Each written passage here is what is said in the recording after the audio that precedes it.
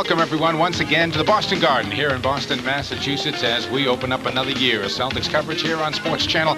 And welcome to the pregame show coming up in just about a half hour. The Boston Celtics are set to take on the Los Angeles Lakers as NBA basketball and the Celtics specifically are back here on Sports Channel. Hi again, everybody, to all our regular viewers. Welcome back, and to all of you who are joining us for this weekend. We hope that you like what you see. We're going to give you some great coverage of the Boston Celtics as well as the Hartford Whalers and lots of other sports all year long on Sports Channel. We hope that you can stick with us. But for the next few hours, the topic of conversation is going to be the Celtics, because this is their tip-off, the first exhibition game as they get ready to head out and see if they can put a new flag up here at the Garden. There will be some new faces for the Celtics this year. How many? Well, we'll know better in a couple of weeks, but one guy who is going to stick for sure is Rick Fox, the #1 pick of the Boston Celtics from North Carolina. Rick checks in at about 6'7" and 230 pounds. He can play a little bit of the two-guard. He'll be expected to play a lot of the three position at North Carolina. He was a solid member of Dean Smith's club, the most valuable player on that North Carolina team that went a long way last year in the NCAAs. He is acrobatic as well as solid. He'll be expected to play some defense at the small forward spot, something the Celtics want, a guy who can maybe stop the likes of a Barkley or a Wilkins, at least as much as anyone can stop the likes of a Dominique Wilkins or a Charles Barkley. That's what Boston will look for out of Rick Fox. And again, you can see Rick Fox on the fast break, fully capable of getting on the front end. And I spoke to him a few minutes ago here, and he feels pretty comfortable, pretty loose. First time in the Boston Garden for the rookie, and he's getting an eyeful. Again, the Boston Garden sometimes looks a lot better on television than when you're here for the first time. But Rick Fox will play his first minutes for the Boston Celtics tonight, and again will be one of the faces that will definitely stick with this club this year. Another key face for the Celtics will not be here tonight. Hopefully he will by the time the season starts, and that, of course, is Kevin Gamble. Kevin is still unsigned as a member of the Boston Celtics, but was a key member of this club last year. He really contributed to the Boston Celtics, had great percentages and great numbers, as you can see, third in the NBA in field goal percentage last season at about 58.7%, averaging 16 points a game. And yes, Kevin may have had a slow playoffs last year, but if you were with us all year long on Sports Channel, you know that Kevin Gamble was a key member of this club, a member of Chris Ford's starting five, and really had a great season. And let's hope that Kevin Gamble can indeed come to terms with this club and be a member of the team by the time we get to the regular season action. Two guys who we probably won't see tonight. I know we're not going to see Kevin McHale, and we may or may not see Larry Bird. The word was early that Larry Bird was not going to play, but Larry Bird has been out here shooting for about the last hour, and you know Larry as well as I know Larry, and chances are he will be out here and he will be playing tonight. We had a chance to talk to both Larry and Kevin just about a week ago about the healing process they're going through. I'm sure there'll be a lot of competition this year, just hopefully that I'm able to compete. Right now I really don't know because I haven't scrimmaged at all, but maybe in the next week or so I'll have more idea how it's going to work out. Not too much, really. You know, we had the surgery and stuff, and I haven't been able to work out very much, so I haven't really played any ball. Been running a little bit, lifting, and trying to stay in shape that way. But there's nothing like playing basketball. That's you know, everybody talks about all the off-season conditioning. The best conditioning for basketball is to play basketball, and I haven't been able to do that.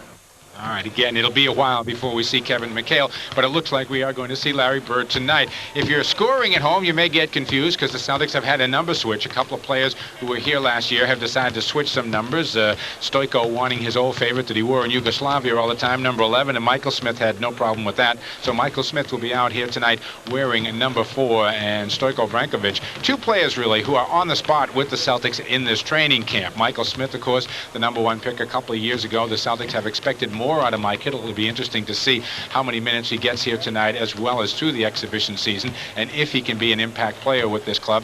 And Stoico Brankovic, on the last year of the contract, the Celtics made a substantial financial investment in this young man. They thought he could be an NBA backup center, if not an NBA frontline center. He is another one who needs to show in this training camp that he can be a member of the Boston Celtics. We will have more of our pregame show coming up here from the Boston Garden. When we get back, we'll take a look at an old Celtic and what his newest venture is. ML Carr is up to something. Stick around and find out what it is.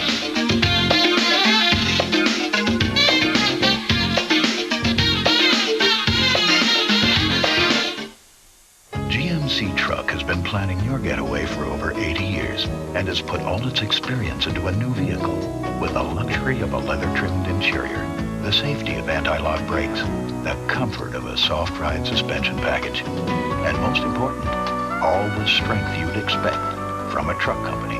The new SLT Jimmy from GMC Truck. More proof of the strength of experience. See your New England GMC truck dealers. Uno means number one for deep dish pizza and fun. Uno means number one for raising your spirits when the day is done. Uno is perfect for lunch and dinner too, and number one for late night snacks, it's true. Uno means number one for deep dish pizza and fun. Right from Chicago, Uno means number one. Pizzeria Uno, restaurant and bar. Happy trails to you until we meet again. Happy trails to you. Keep smiling until then. Across town, across the country, wherever your trail leads, you know Citgo quality will always keep you well on your way. Till we meet again. Well, you know, a lot of guys wouldn't admit this, but I like to look good. You know, I keep up with what's happening. You know, I read GQ, Esquire, Boys Life. Well, I mean, I think if you're going to buy a suit, you shouldn't have to spend an obscene amount of money. I don't want the imitation stuff either. I mean, you know, I got to believe you can get a pure wool suit for what, $200, $300? Now through Saturday, pure wool sport coats just $69.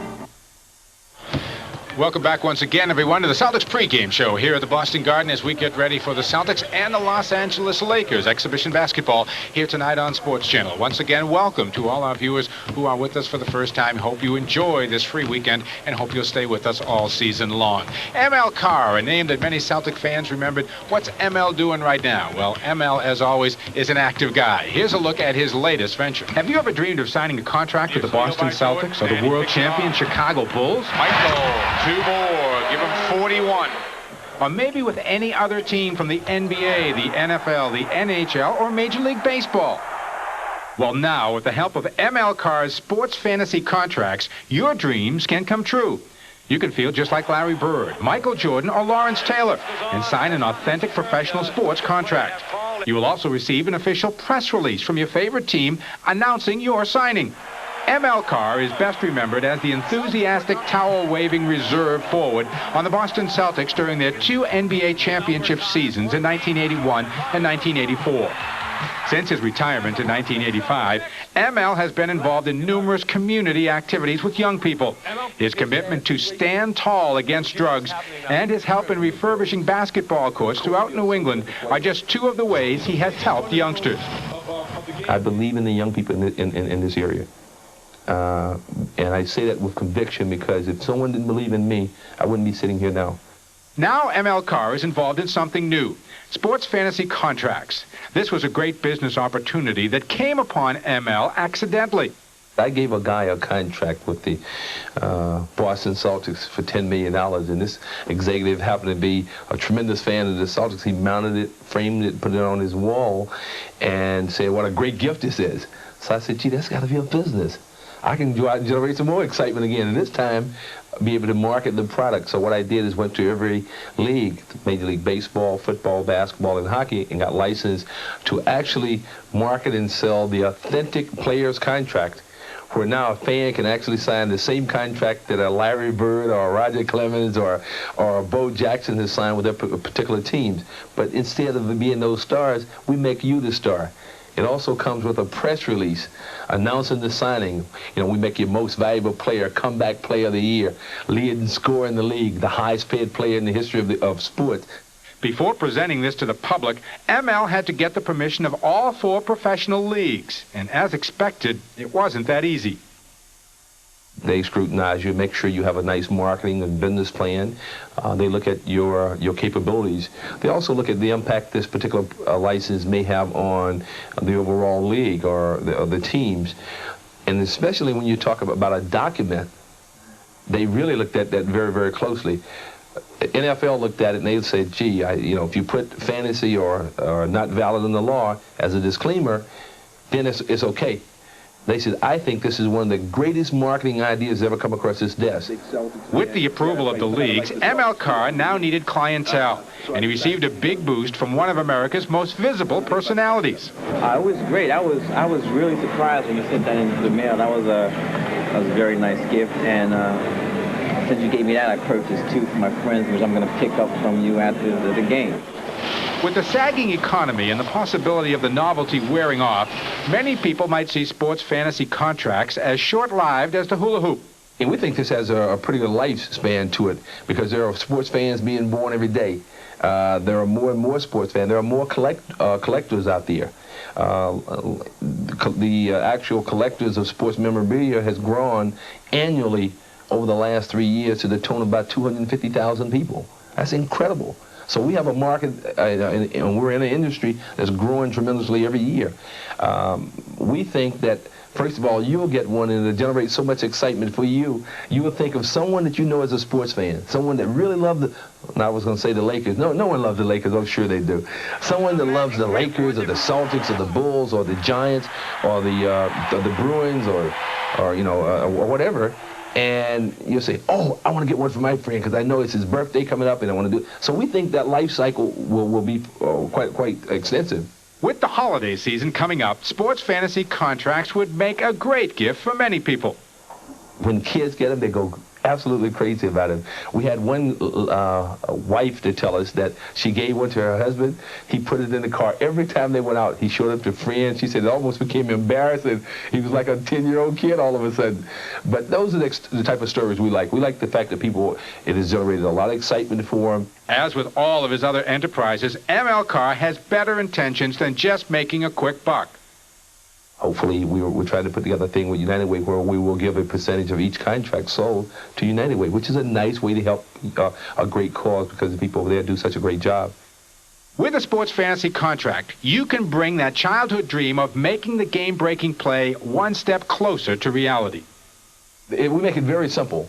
We have an 800 number that you call 24 hours a day, 7 days a week, and you can get the actual contract. All you have to do is call 1-800-GO-TEAMS, GOTEAMS, and someone is there to take the order 7 days a week, 24 hours a day. Retailers are putting our counter display in the stores where fans are walking in, getting an order form, signing the order form, filling out, and actually paying for it on the spot, getting it shipped right to their door. I was fortunate when I look back in retrospect now in that I didn't come right into professional sports. I was injured. I went to Israel and played. I worked in the federal penitentiary for a few months. I worked as a car salesman. So I knew what the outside life was all about, and I knew it was very competitive. I also knew that, unlike many of our athletes, that the world don't know you're living. You got to go out and make it. And hopefully when you make it, you help make life a little bit easier for someone else along the way. After all the stuff that I've done, I'm going to be remembered for the towel. That's why I'm trying the contracts now. If I sell enough contracts, they'll forget about the towel and think about contracts. ML Carr, as always, active in the business world and active in the community. We will have more of the pregame show coming up here from the Garden. Tom Heinsohn will be joining me, along with Chris Ford, when the pregame show rolls on.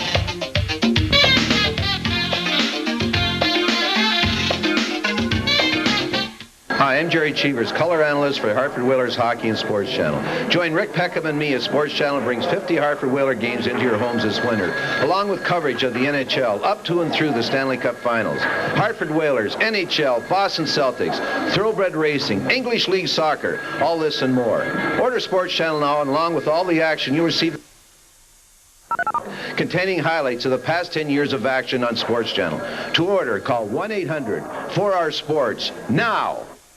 Celtics fans, where can you get a chance to talk to the Celtics? On Celtics Roundtable, a 2-hour call-in talk show where Mike Gorman and Celtics great Tom Heinsohn introduce you to the 1991 Boston Celtics. Chance to join us here, Bob from Taunton. You're on the air. Dave Gavitt, head coach Chris Ford, and some of the Celtics players will answer your questions on Celtics Roundtable. It's brought to you by this great lineup. So tune in, call in Thursday, October 17th at 8 p.m. on Sports Channel. Where can you find the best of the NHL this fall? On Sports Channel. Starting in October, the Hartford Whalers skate against some of the toughest teams in the NHL. They'll be battling both Adams Division and non-conference rivals for a race to the top of the standings. Sports Channel will show each decisive matchup, both home and away, as the Whalers begin the long road to the Stanley Cup.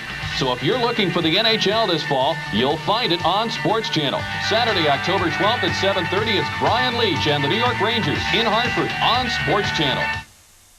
Anticipation, jubilation. Sports Channel, turn us on.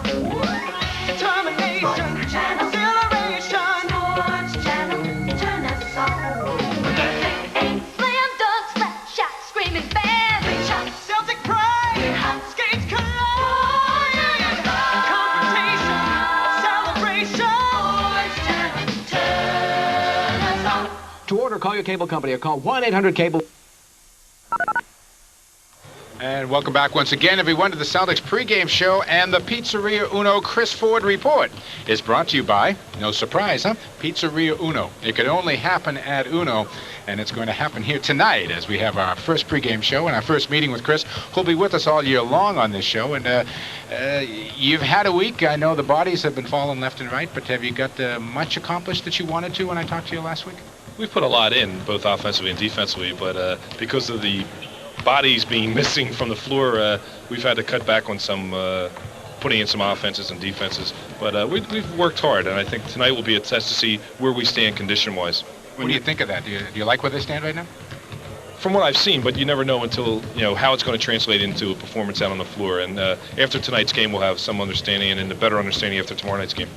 You look at your roster, the makeup of your ball club, you still appear to be going to be able to do what you did last year, run. But where are some of these guys on your ball club? They've been in the summer program, played in the summer league. Stoico, have some of them improved? And just give us a feeling for some of the new people that we may be seeing more of in these exhibition games. Well, I think Stoico is going to have a good opportunity early to get out there and show what he can do. This is a make-or-break year for Stoico. He's got to prove that he can play in the NBA and be a good backup center. And he's been making strides every day in practice and becoming more and more aggressive. He enjoys playing with Larry out on the floor, so we're going to try to get him in the game with Larry. Rick Fox, the rookie, #1 selection, has shown promise. He's very aggressive.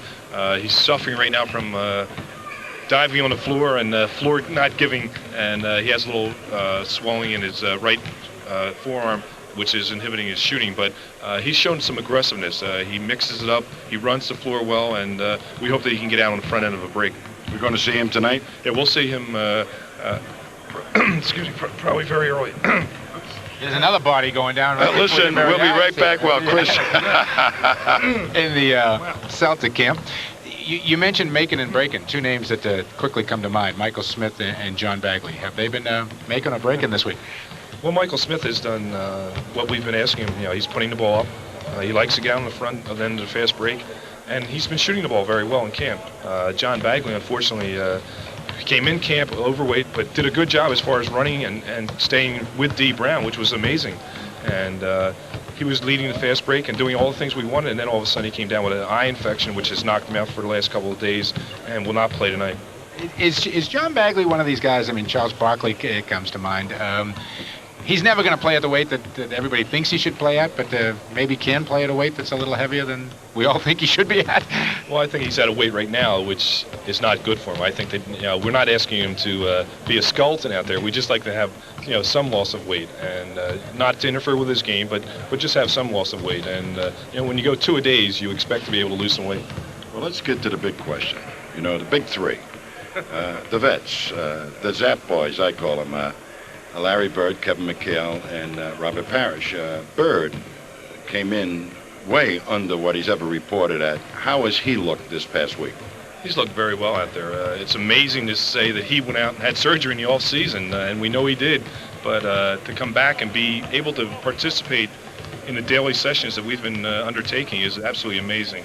And he's done everything we've expected or had hoped that he could do, and he's participated in every practice up to the other day where he finally decided he wanted a day off. And he came right back yesterday and played and did everything that the other guys did. So his shooting is there. His passing, as far as his timing, is a little bit off. But I think that'll all round in shape. But he's way beyond what I expect him to be at this point. Is Robert Parish of last year? I believe so. I don't think he's missed a beat. He's still out in front of the fast break. He's still rebounding and scoring down low. And Robert is just a delight to have around. And, you know, people who watch him on TV don't really get to see Robert, you know, on a daily basis, what he brings to the team as far as his character and just his being able to work and talk to the younger players. It's amazing what he brings to the team. Quick final question, and we only have about 20 seconds. Anderson Hunt, the name you haven't mentioned. Anderson Hunt has been shooting the ball well. He's been beating Larry in some three-point shooting after practices, so it's building his confidence. And he's going to see some point action tonight because we're only down to D. Brown at the point position. So Anderson will not only play the 2 spot, but also have to play some point. Okay, strong tie. Thank you. The Chris Ford Report. We will have it every pregame show here on Boston Celtic basketball. It's brought to you by Pizzeria Uno. Tom and I will be back to look ahead to the Lakers in a minute.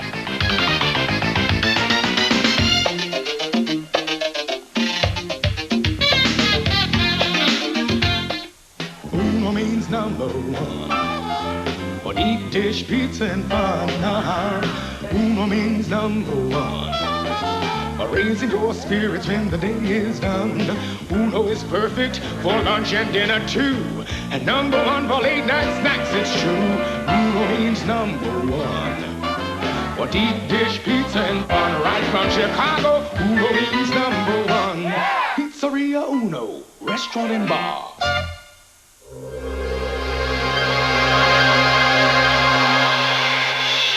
You're this close to electricity every day, so be careful. Give yourself plenty of clearance when operating heavy equipment. Keep clear of substations. High voltage means high risk. Don't climb trees or poles or use an aluminum ladder near power lines. They all conduct electricity. Please, conduct yourself accordingly. It's shocking what can happen if you don't. It's Oktoberfest at your Jeep and Eagle dealers. Yes, you could don an attractive short outfit, but we think you'd look better in a new Eagle Talon at this great price. Or a new Jeep Cherokee with cashback and Olympic discounts. You could buy this, but it's easier to fit your family into this. A new Summit wagon with air conditioning at no extra charge. Don't miss the Jeep and Eagle Oktoberfest, where you'll say, skip the Wiener Schnitzel, Hilda, I want a new car. Get the advantage at your New England Jeep and Eagle dealer now.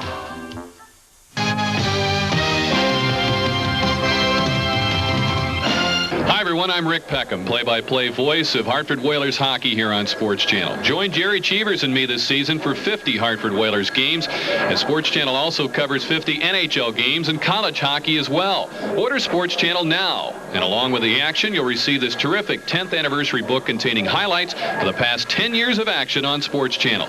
To order, call 1-800-4R-SPORTS now. And welcome back once again, everyone, to the final segment of our pregame show here as we get ready for the first exhibition game of the season and a chance for Tom and I to get back to business. Mike Gorman along with Tom Heinsohn. I know you were at camp, Tom, watching them work out this week. Any thoughts? Well, what I see is quite interesting, in my opinion. I think the Celtics may pull off what is considered to be an impossibility, and that is, as a nucleus is going into the elder stages of their career, they still are going to be able to be very competitive and maybe even challenge for the championship. If everything that's on paper gets produced on the floor, I think they will really give a severe challenge for the title. But I think they also will be able to withstand injuries for a longer period of time, and injuries to key players a little bit better than he did last year. You must like early on then what the Rick Foxes of the world are showing, huh? Well, Rick Fox is going to be a player, and he's exactly at the stage in his career that D. Brown was last year. He knew he could play. He's just got to get his nose dirty, and he's got to learn a few of the NBA tricks, and he's got to develop the confidence in himself that he can play in the NBA. I don't think it'll be too long before he makes some significant contributions. How about D. Brown? Obviously down the stretch last year and in the playoffs, a great performance. Can he continue to step ahead? One thing that happens after you had a year like D. Brown as a rookie, you come in with super confidence the second year, and he showed that in his preseason in the training camp, the scrimmage that I saw, he was banging them in from three-point land and pulling up and shooting them just like, hey, this is a layup. And that's a great sign for the Celtics offense. Okay, any real dark horse pick on your part? Anybody who might surprise that we're not thinking about? I think Michael Smith may surprise. He's scheduled to start tonight, and if he does, he went through a series of injuries this summer, but he's prepared to try and bend those knees and play some defense, and they're asking him, as we heard from Chris Ford, to play a lot of offense. He's got that game. And amazing, quick final question. Larry Bird, it looks like he's going to come out and play tonight. Exhibition game or not? Larry is Larry, and he's going to produce, and the more and better he can play, the further this team will go.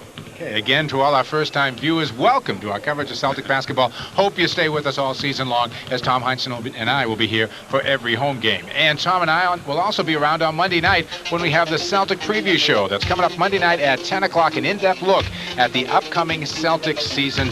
Tom Heinsohn, Willie May, and myself with you for that one. And then Tom and I will be back with you live next Thursday night. Now, this is a great way to get the Celtic season going. A live 2-hour phone-in show. We will have Dave Gavitt, Chris Ford, Rick Fox, Dee Brown, you name them. They'll be with us. You'll have a chance to talk directly with both the management, coaches, and also the players of the Boston Celtics. That's coming up next Thursday night at 8 o'clock. But coming up now, exhibition basketball, Magic and Company, the Lakers, and the Celtics, next from the Garden. Travel is arranged through U.S. Air, flying between Boston and Washington every hour on the hour from 7 a.m. to 8 p.m. U.S. Air's hourly service. It's right for the times.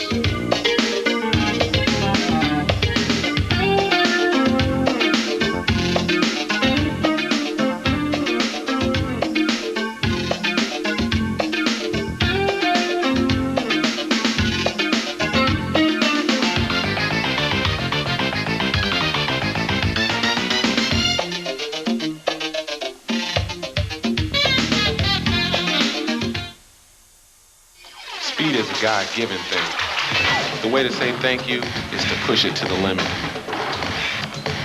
I'm used to guys being bigger and stronger, so I work at being quicker and faster. For the NBA, I look like a little guy, but I know this. You can't beat what you can't catch.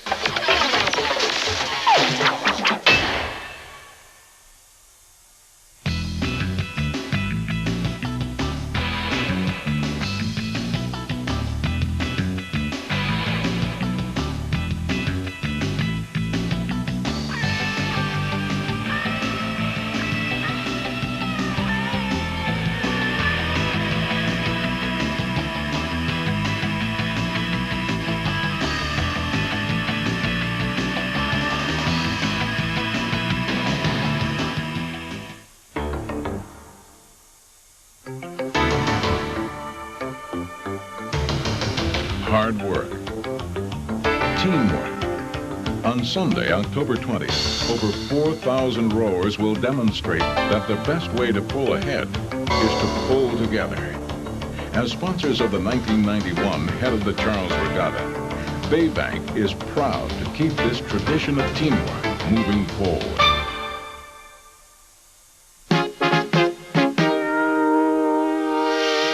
If you have what it takes, East Coast Aerotech can train you for a secure, well-paying career in aircraft maintenance. The instructors are good. They're very good. They explain themselves very, very well. I'll take extra time if you need it. You'll get hands-on experience at one of the nation's leading aircraft maintenance schools. I would say they were exceptional.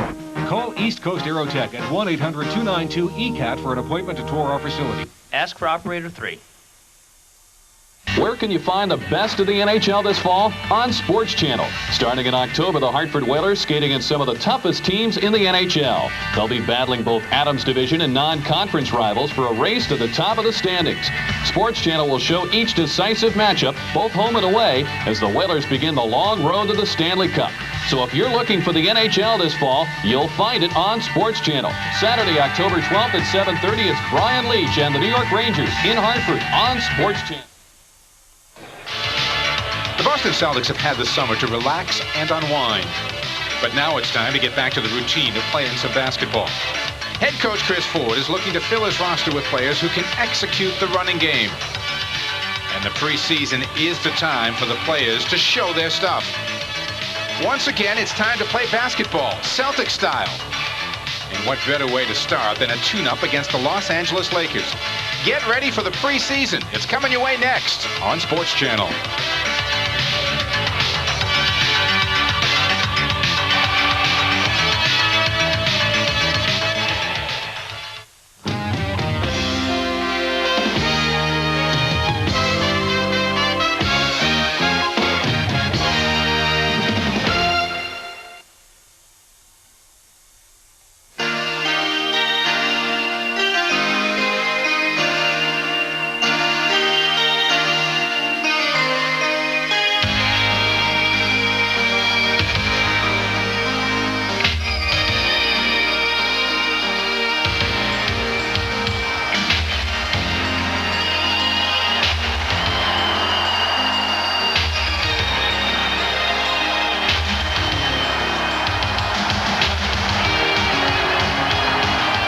Boston Celtics basketball on Sports Channel is brought to you by Budweiser, the king of beers, with that distinctively clean, crisp, cold taste. Nothing beats a Bud. By Fleet Bank, for your business, for your family, for yourself. Fleet Bank, we're here to make a difference. Member FDIC. By your New England Jeep and Eagle dealer, where you can get the advantage. By Nike, who would like to remind you to just do it. By Texaco System 3 gasoline. By Cellular One, New England's most popular cellular network by far. By Anderson Little, we're the perfect fit. And by the Discover card. It pays to discover, the card that pays you back. And welcome, everyone, to what will be a sold-out Boston Garden as NBA basketball is about to return to Sports Channel, the opening exhibition game of the season. And here we are, high above courtside, as our good friend John Most would say, and we begin our season of coverage of the Boston Celtics here on Sports Channel. Hi, everybody. Mike Gorman, along with my partner, Tom Heinsohn. Welcome back to all our regular viewers, and welcome to all of you who are with us for this free preview weekend. Hope you enjoy the basketball here tonight, and hope you'll stick with us all season long, as we will bring you every single home game here from the Boston Garden. And tonight, what better opponent to get it going against the Showtime Los Angeles Lakers, as they were once known.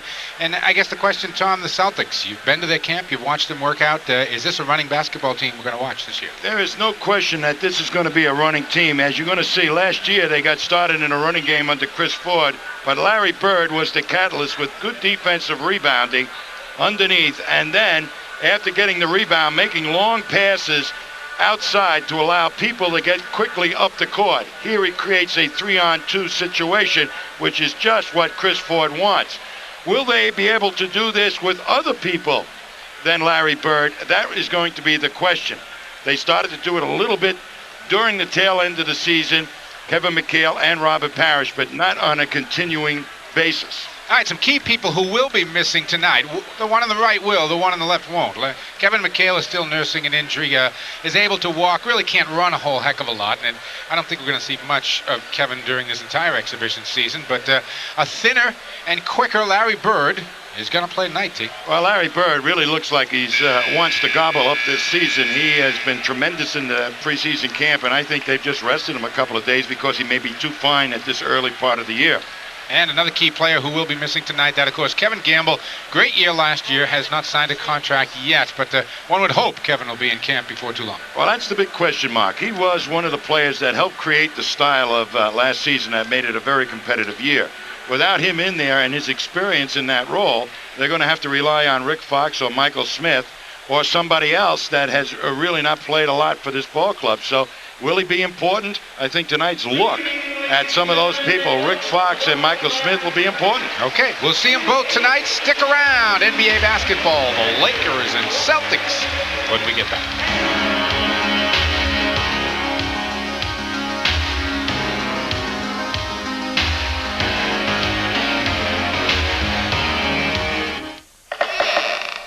So you just got a cash advance, did you? Too bad you used an ordinary credit card. Because you could be carrying some very heavy interest charges. Why not carry the Discover card? Just pay your full monthly balance and a small transaction fee, and we'll forget the interest. Which means our money comes with no strings attached. It pays to Discover. Down on the corner, there's a place I know. We're friends together and the beers are cold. The music's hard and the times are good. Nothing beats the fun in my neighborhood. Yeah, nothing beats all this. Budweiser, nothing beats the good. And you find us here with the king of beers. Nothing beats the buzz. It's Oktoberfest at your Jeep and Eagle dealers. Yes, you could don an attractive short outfit, but we think you'd look better in a new Eagle Talon at this great price. Or a new Jeep Cherokee with cashback and Olympic discounts. You could buy this, but it's easier to fit your family into this. A new Summit wagon with air conditioning at no extra charge. Don't miss the Jeep and Eagle Oktoberfest, where you'll say, skip the Wiener Schnitzel, Hilda, I want a new car. Get the advantage at your New England Jeep and Eagle dealer now. Well, you know, a lot of guys wouldn't admit this, but I like to look good. You know, I keep up with what's happening. You know, I read GQ, Esquire, Boys Life. Well, I mean, I think if you're gonna buy a suit, you shouldn't have to spend an obscene amount of money. I don't want the imitation stuff either. I mean, you know, I gotta believe you can get a pure wool suit for what, $200, $300? Now through Saturday, pure wool sport coats just $69. Welcome back again, everyone, to the Boston Garden as we've got NBA basketball coming up for you here on Sports Channel. The Celtics and the Los Angeles Lakers set to go, and they will be introducing everyone on the rosters tonight. So you will get to see some faces you may never get to see again. For the visiting Los Angeles Lakers,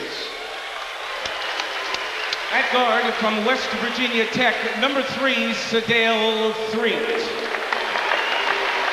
At forward from Florida State, number 30, Irving Thomas. At forward from Baylor, number 20, Terry Teagle. At guard from Marquette, number 34, Tony Smith. At forward from UCLA, number 25, Keith Owens. At forward from Oral Roberts, number 2, Anthony Jones. At center from UCLA, number 54, Jack Haley. At forward from Oregon State, number 45, A.C. Green. At forward from Nebraska, number 5, Tony Farmer. At center from Clemson, number 41, Eldon Campbell. And at guard from Michigan, number 7, Demetrius Callip. And now the starting lineup for the Lakers. At guard from Arizona State, 6'4", number 4, Byron Scott. The other guard is from Michigan State, 6'9", number 32, Irvin Magic Johnson. The centers from Partizan of Yugoslavia, 7'1", number 12, Vlade Divac. At forward from North Carolina, 6'9", number 14, Sam Perkins. And at the other forward from North Carolina, 6'9", number 42, James Worthy. Trainer of the Lakers is Gary Vitti. Assistant coaches Randy Fund and Bill Burtka. Head coach of the Lakers, Mike Dunleavy. And Mike, under Mike Dunleavy last year, they kind of changed the style of the play of the Lakers. They slowed it down a lot more. And that may have taken a little bit away from Magic, although they did end up in the finals last year. The Celtics' number 1 draft choice is from North Carolina, 6'7", number 44, Rick Fox. A rookie free agent from Nevada, Las Vegas, number 12, Anderson Hunt. At center from Arkansas, number 53, Joe Klein. A forward from Villanova, number 54, Ed Pinckney. A free agent forward from Purdue, number 52, Steve Scheffler. From Yugoslavia, center number 11, Stojko Vrankovic. A free agent forward from Everett, number 27, Kennard Winchester.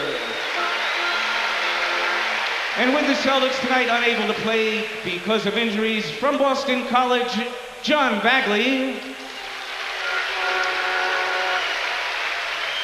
And number 20, Brian Shaw. And now the starting lineups for the Celtics. At guard from Jacksonville, 6'1", number 7, D. Brown.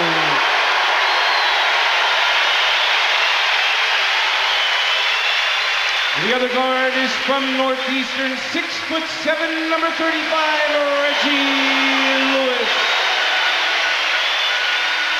The center is from Centenary, 7'1", number 00, Robert Parish. At forward from Brigham Young, 6'10", number 4, Michael Smith. And at the other forward from Indiana State, 6'9", number 33, Larry Bird.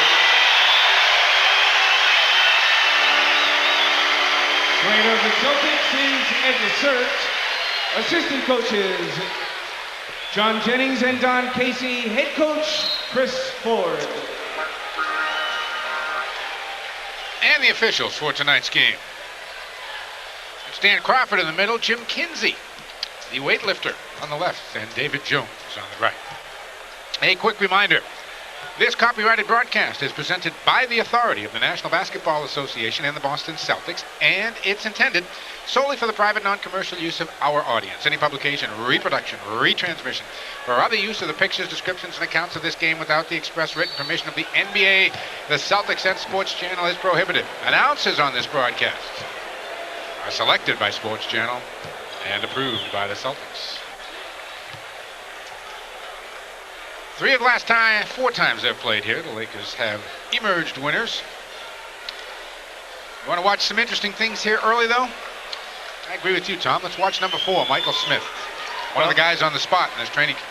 And I think by the time they get half through the exhibition seasons, they will make a determination as to whether Kevin Gamble is needed or not.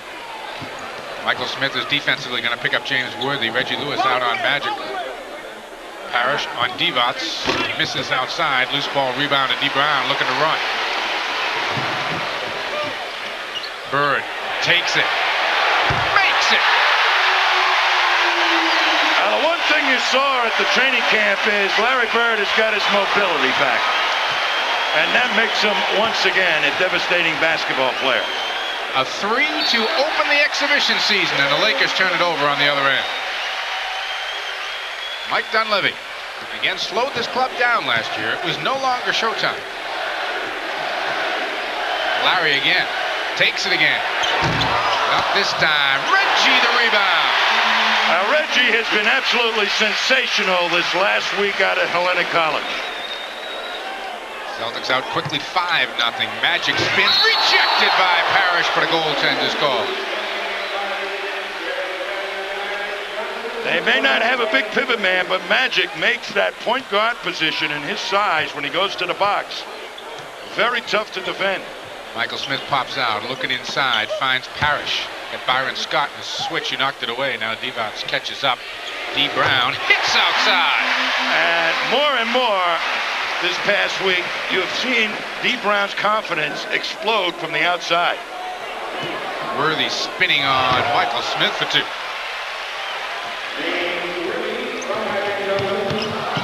D. Brown finds it. Picked off by Divac, but D. Brown stepped on the end line. It'll be Laker ball. Celtics up 7-4. A minute and a half gone here first quarter. I'm sure right now they're looking at Michael Smith to see how well he can defend Worthy. See if he moves his feet. That's what they're looking for Michael Smith this evening. Byron Scott for 2.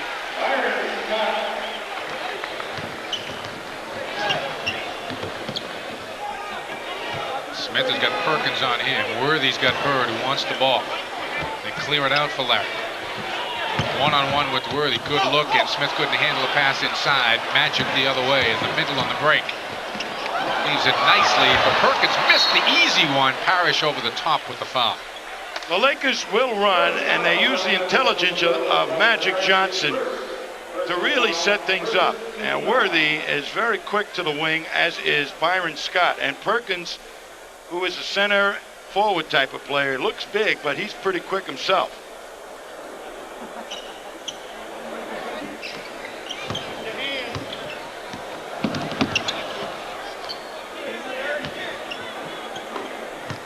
Perkins backing his way in. Bird there with the block. Perkins looked for a foul he didn't get. Magic wide open. Reggie goes by him. Magic leaves it. Perkins is fouled on a reach-in by Bird, I believe. Well, that's what Mike Dunleavy was really doing last year. Without Kareem Abdul-Jabbar, they try to establish an inside game by going to various people, picking on players, much like the Celtics have done over the last 5 years, with a slowed down type of offense. So it's not totally a slow down offense. They will run, but if they don't get a layup, boy, they'll look to that the best matchup in the low post. Nice numbers for Perkins last year, 13.5 a game, better than 50% from the floor. It's going to be interesting on this club on who is truly going to be the backup center, as Thompson was let go. Probably Sam Perkins or Campbell. Tied at 7. Parish wants it. Gets it over the top of Divac. Well, the Celtics have a matchup to work themselves in Robert Parish. Divac not one of the better defenders in the low post. Scott pops out. It's 2. I have to say right now, this has not been a real defensive not yet effort by anybody. No double on Bird. He backs in on Worthy. Takes the ball away this time.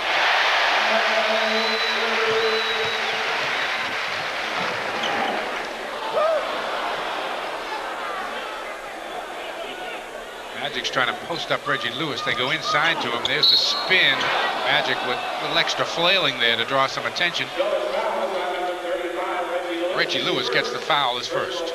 Well, when you've been around as long as Magic, look at this. He hooks him and makes it look like it's he had his head chopped off. But after the number of years you've been in the league that Magic has, you know that you can draw the foul. Underline, draw the foul.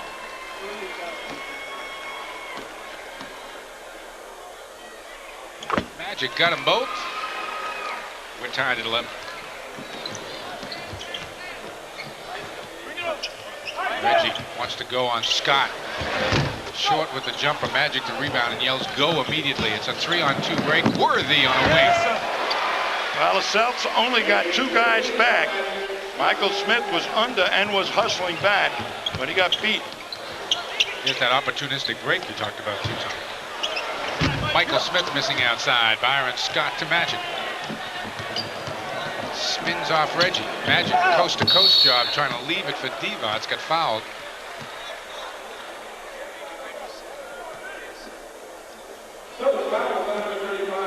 Reggie Lewis picking up his second. And Magic will be back at the line with 8 minutes straight up to go in what has been a high-scoring first quarter. 13-11 Lakers. Magic will get a pair. The one thing you can't let Magic do is get a full head of steam up around the top of the key. And then he'll start going to the hoop, boy, and that's when he puts maximum pressure on him. You've got to try and stop him way up above the three-point circle. 13-4 run by the Lakers here. Give them a 4-point lead. Parish wants to go on Divac again. Magic the double. Reggie was wide open underneath. No one saw him. Robert will take it though. Perkins clears. Magic again. Takes the 3. Bird the boy. To Smith in the middle of D. Brown. Blows by Worthy. To Smith. Picked off by Scott. Michael Smith trying to make the extra pass. Well, he had the shot. He turned it down, and that's a lack of confidence. He missed his first outside shot. Gonna pick on him again on this end. Worthy missing over the top. D. Brown in there for the board. Starts the break himself. Looking for a trailer. Reggie misses a three. Perkins. Magic takes it. Front rims it. Goes to get his own rebound. Tipped away by Lewis. Then tipped out of bounds by Divac. It should be Boston ball, and it is. Celtics take a timeout. 6:59 left to go here first quarter. Lakers are up by 4.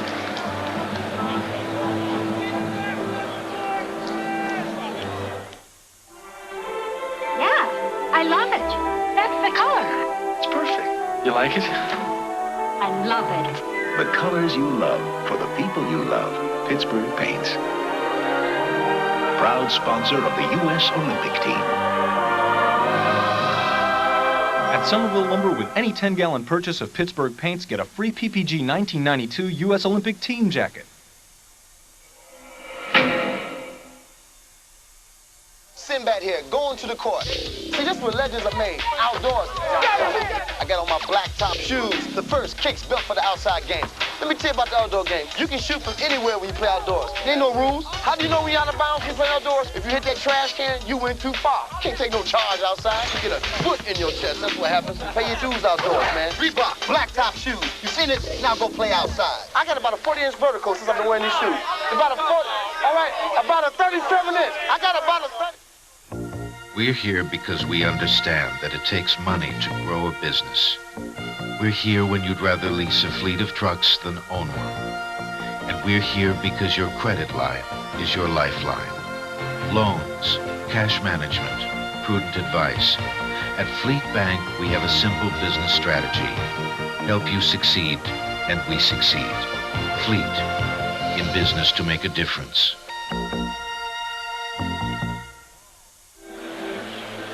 Lakers by 4, 15-11, 6:59 to go in the first. And Tom, you said they'd run when they can. Well, one of the things that's going to happen, you're going to see right here, Michael Smith is a key player on the defense right here. He's on the baseline, but after the shot is taken, Magic Johnson gets the ball in his hands. They immediately get 3 guys out there on 2. And here's Michael Smith. That's a awful long run for him to try and get back into the play. Bird was really the guy that should have gotten back there to help out. And the Lakers are pretty nifty at running the break after so many years under Pat Riley. See, the Knicks can be that nifty running the break this year. Possibly.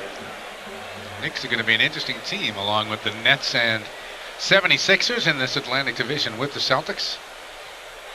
You know, the fact that Magic, as big as he is, will go in there and defensive rebound, much like Bird started the fast break that we mentioned at the top of the game. Magic does it automatically. He rebounds, and the ball is in the hands of the best push man, passer, and off they go. It's tough to stop him. Celtics are 5 for 10 from the floor, but they have missed their last 4. Michael Smith outside with Perkins on him.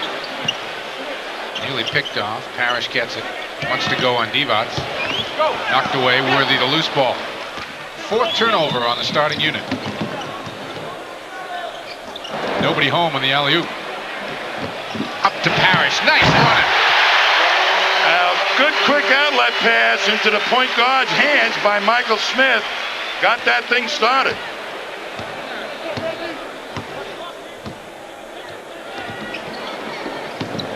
Worthy.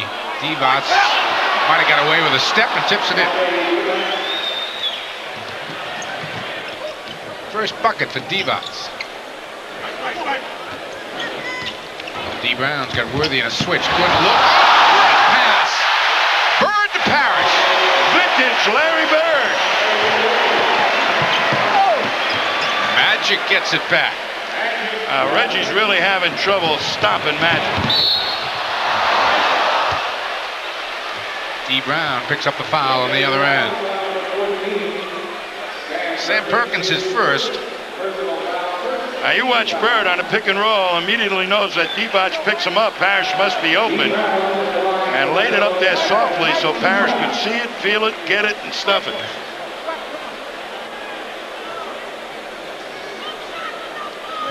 If you want the great taste of a Bud Light, you got to make the best call of the night. Ask for a Bud Light, because everything else is just alike.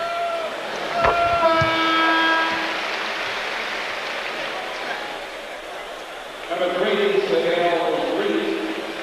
Number 34, Tony Smith. Dee Brown, during the course of the summer, was Mr. Personality in the Boston area. Did a lot of opening of malls and what have you, but he also lifted some weights. Got a much bigger top of the body, but his touch is improved from the outside. Smith into the ball game, gives it up to Worthy. Tony Smith, the second-year guard out of Marquette, and Worthy hits a turnaround. Well, Michael Smith that time did not get his left hand up, and Worthy made an easy one. Tony Smith and Sedale Threet now the backcourt for the Lakers.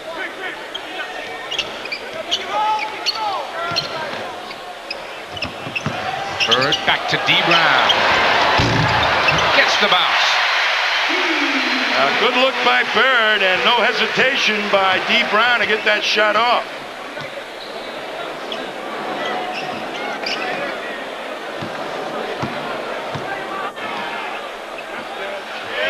Sedale Threet with his first bucket as a member of the Lakers.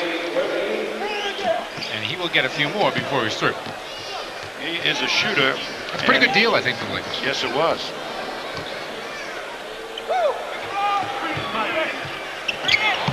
Parish.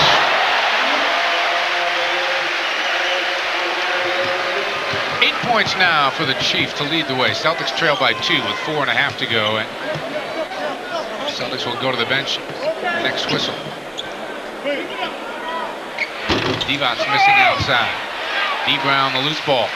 Michael Smith ahead on the break. Gives it up to Parish. And Robert didn't get fouled by Worthy, even though the crowd thought he did. Threet misses. Bird a rebound.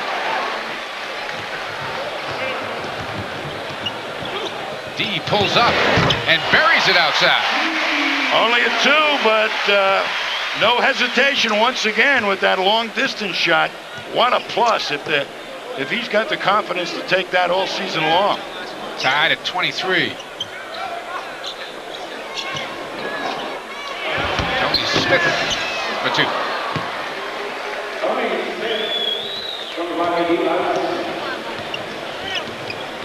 3.5 to go in the first quarter. Reggie looking inside. Parish wants to go. Spins on Divac. Divac will be called with the foul. And Stojko Brankovic along with Anderson Hunt are going to check into the Celtic lineup. Reggie Lewis will sit down. So Celtics real small in the backcourt right now with Dee Brown and Anderson Hunt. And Robert Parish also gets a rest. And Stojko will see his first minutes. Another guy on the spot, I think, in this camp, Tom. Absolutely. Stojko has got to show what he can do. He was running a lot better in the scrimmage that I saw than he did all last year. Getting into the play on the fast break a little bit better. Smith misses outside. Stojko playing against his countryman Vlade Divac right now. Worthy on Michael Smith. Kicks it off. Tony Smith, tough shots and air ball, but nice rebound by AC Green, who just checked in. Bird leaves it for Michael Smith. Into the lane, left-handed for 2. Now, Michael putting it on the floor every once in a while is going to loosen up his offense. He needed a hoop in the worst way to get himself going. He sure did. Divac's high off the glass. Just quick step away, and he lost contact with Stojko. Up quick. Michael Smith hits again.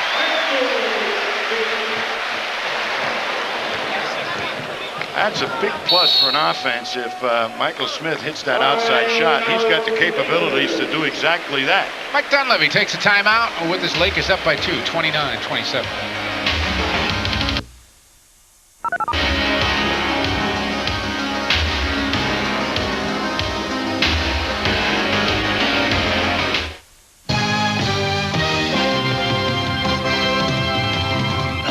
Hi everyone, I'm Rick Peckham, play-by-play voice of Hartford Whalers hockey here on Sports Channel. Join Jerry Cheevers and me this season for 50 Hartford Whalers games, and Sports Channel also covers 50 NHL games and college hockey as well. Order Sports Channel now, and along with the action, you'll receive this terrific 10th anniversary book containing highlights for the past 10 years of action on Sports Channel. To order, call 1-800-4R-SPORTS now. Sports Channel celebrates a decade of excellence with this moment of exhilaration. On January 11th, 1985, Sports Channel was there when Larry Bird scored his 10,000th career point against the Washington Bullets. And that is point number 10,000 as Larry Bird has gone over the mark. The Celtic players knew it.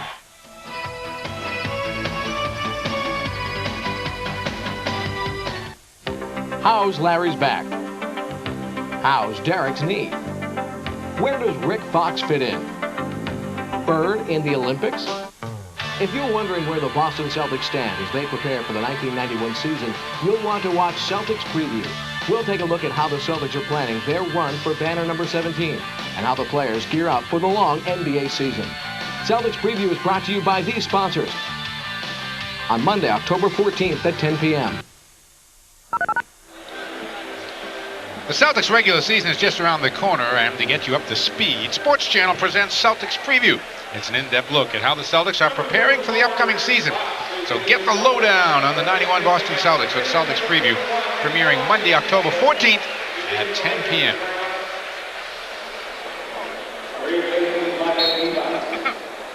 (29-27) as Rick Fox makes his initial appearance as a member of the Boston Celtics.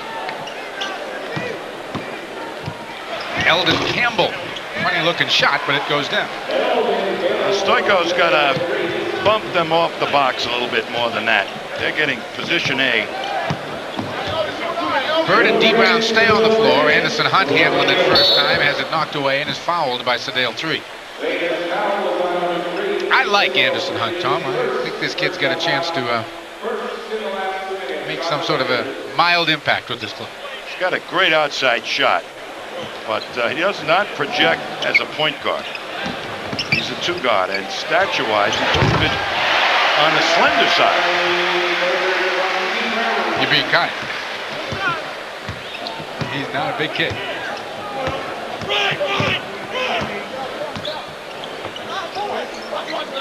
Right up on Sedale 3, though.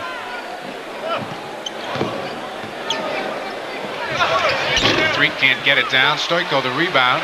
Looking too far for Anderson Hunt to handle. Well, Stoichkov had the right idea, but the wrong pass. Little pump fake, and the man got behind his defender who's wide open. You watch. They're playing the outlet. Little pump fake. And there goes Hunt up the court, but the pass too long. Worthy with Rick Fox on him. Pretty good job by Fox. Jim Kinsey's got the foul call, but that wasn't a bad little defensive trip for Fox there. Well, he got right up on him and fighted him and got a little physical with him. Larry Bird to the bench with Ed Pinckney in. Nice to see Larry back and playing the way he has always played. Hard. Larry looked in mid-season form. He sure did. 7 points, a couple of rebounds. 2 to be exact, 3 assists and a block shot.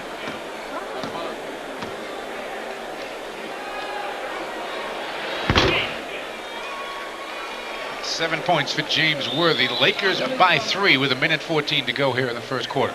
Celtics have Anderson Hunt, Ed Pinckney, Stoichkov, Vrankovic, Rick Fox, and D. Brown on the floor. Lakers with Smith, Campbell, Worthy, Threet, and A.C. Green. Venerable James Worthy makes them both. Chris Ford wanted Stoichkov to play a few minutes with Larry Bird, but it didn't seem to make any difference.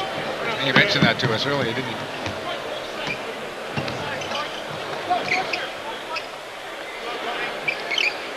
D. Brown looking to move on Sedale 3. Left-handed move! Whoa! Totally under control, too. Sure was. Sedale wasn't ready for that. Smith trying to go on Anderson Hunt. Does. Stoichkov there. And let's see what the call is.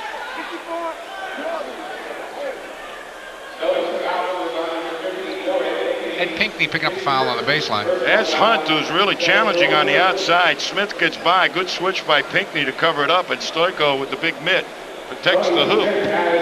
But Smith to the line for 2. Talk about key guys with this Celtic team and people having important camps. Ed Pinckney with a strong camp could guarantee himself a lot of minutes here in the first part of the season. I think Ed's going to play a lot of minutes until Kevin McHale really gets himself in gear. Hunt gets away from Smith. And Anderson Hunt gets his first basket. Well, that was an ill-advised attempt at a block by Campbell. That was, I don't think, going to be anywhere near making a hoop. 2-point game, 35-33 with Celtics getting one more possession here in the quarter. Smith trying to spin on D. Brown. Smith. Stoico was an ill-advised attempt at a block there. Stoik, when they take him from 20 feet, you got to wait till they get below the net. Eagerness, anxiety. Want to make the team. Don't want to go back to Yugoslavia. 3 goaltends in the quarter. Anderson Hunt. Well short with about 3 seconds to go. Laker ball.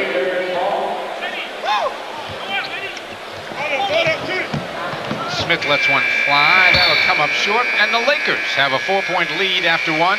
LA 37, Celtics 33.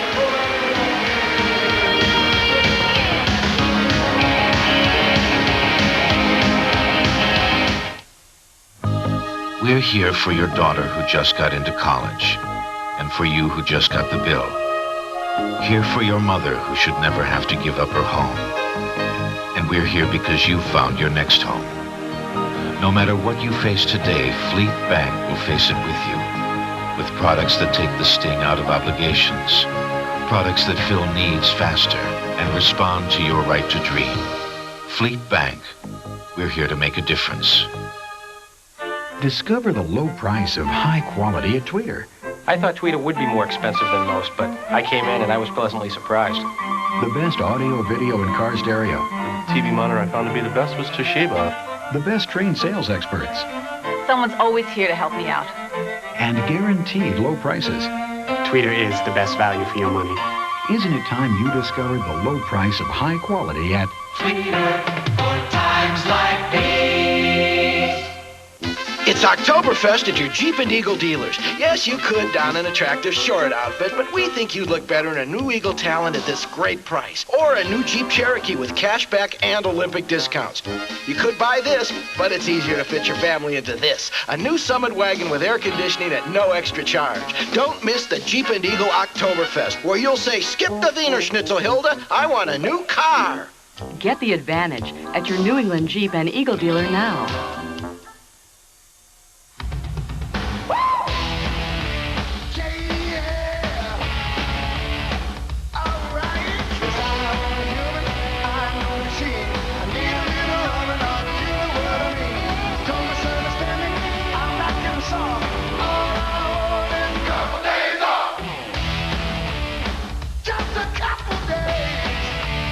Let me catch my breath.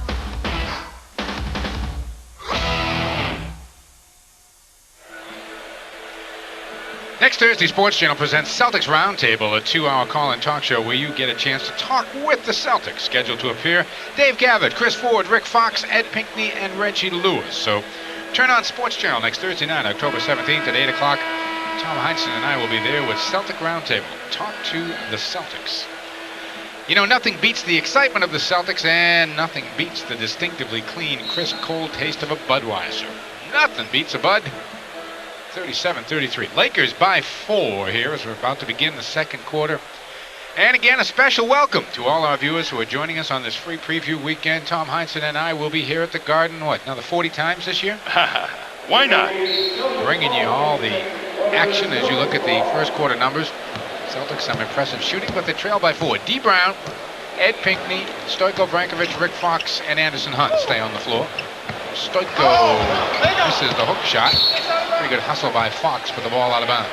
Well, Fox gave up an open 15-foot jump shot, or better, or easier, to try and feed Stoyko. Stoyko's got to get in the habit of looking at the hoop once he decides he's going to shoot.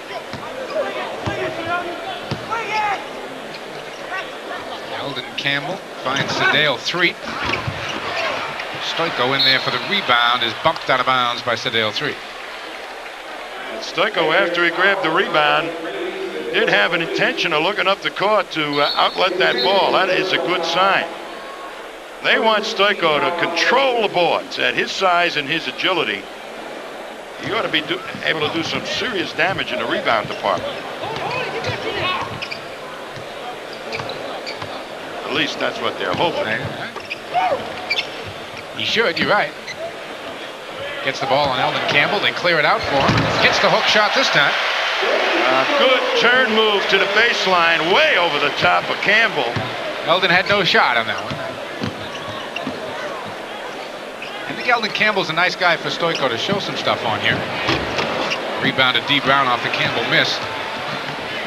Fourth rebound for D. Brown. Gets it ahead to Rick Fox. Takes it strong. Ed Pinckney, the offensive board, and he'll go to the line. Eddie's still at it.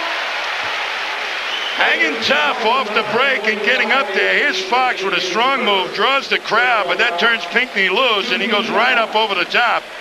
And now puts it back up. He was going up strong. No double pumping that time. That's why he got fouled. AC Green picks up the foul.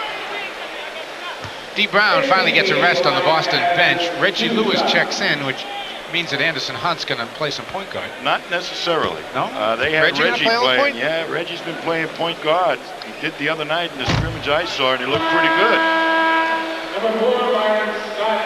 Brown and Bird resting. Magic Johnson, Byron Scott have come back into the Laker backcourt. Perkins is back on the front line with Campbell and Green.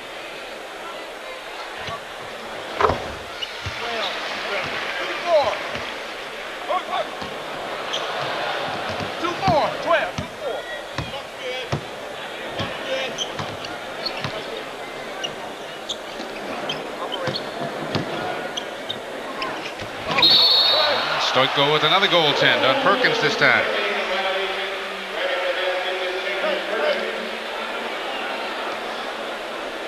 Yeah, Stoik, you gotta wait till it gets near the basket. That's like that is poor judgment. No other way to put it. Reggie hits baseline.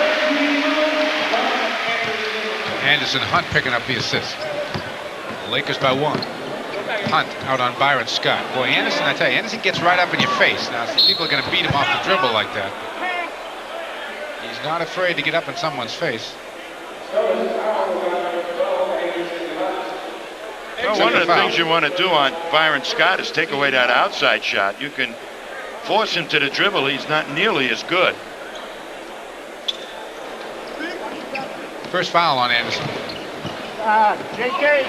That's what Scott usually likes to do.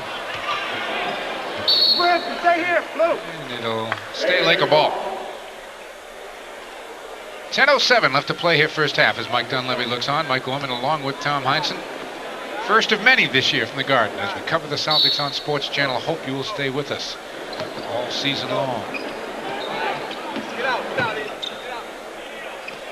Magic wants to post. Kicks it back out to Scott, gets it back.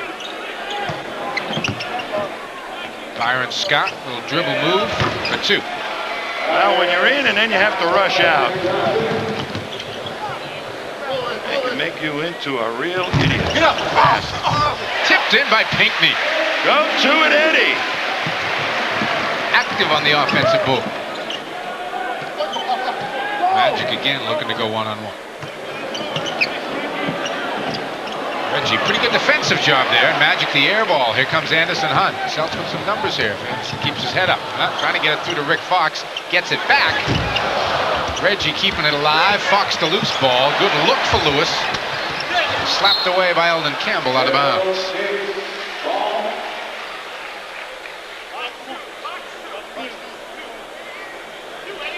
.9:16 to go first half. The Lakers by 1.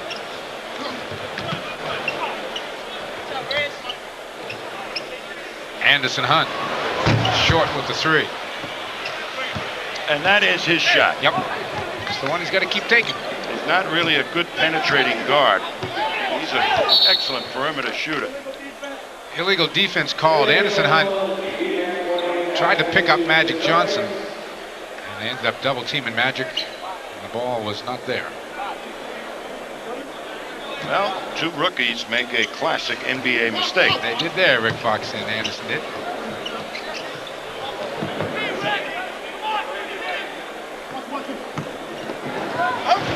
Eldon Campbell knocked down by Stojko Vrankovic, and Campbell picks up the foul and will go to the line. Well, Stojko's making his physical presence known. Yeah, he did there. Campbell played some pretty good ball in the playoffs for the Lakers. He was a college player who I thought was kind of lazy, for lack of a better way to put it.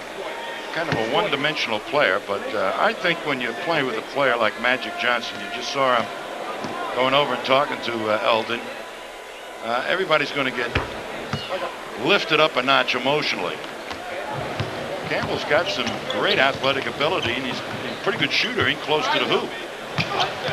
Reggie, good spin move, and he kisses it home. Well, he finally got free. Lakers still lead by 1 in the ball. Campbell wants the ball down the blocks now. Comes outside to throw a screen, rolls to the hoop, gets it back, puts it on the floor, gets the bucket and a foul. Oh, who fouled him? Stojko is what the official is going to say.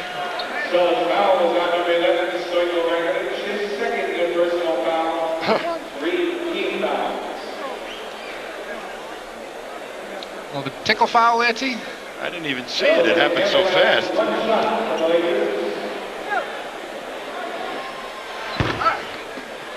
The duo of doom, they used to call Eldon Campbell and Dale Davis when they played at Clemson. Yeah. Rick Fox finding a way. Loose ball tipped out by Perkins, I believe. It'll be Celtic ball. That's a strong move by Fox.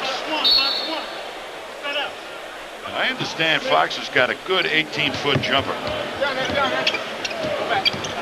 Over the top to Stojko. Trying to power it up. Fox the loose ball. That's a wild shot. Campbell the rebound. Magic. Pinkney, a nice job to stop the fast break anyway.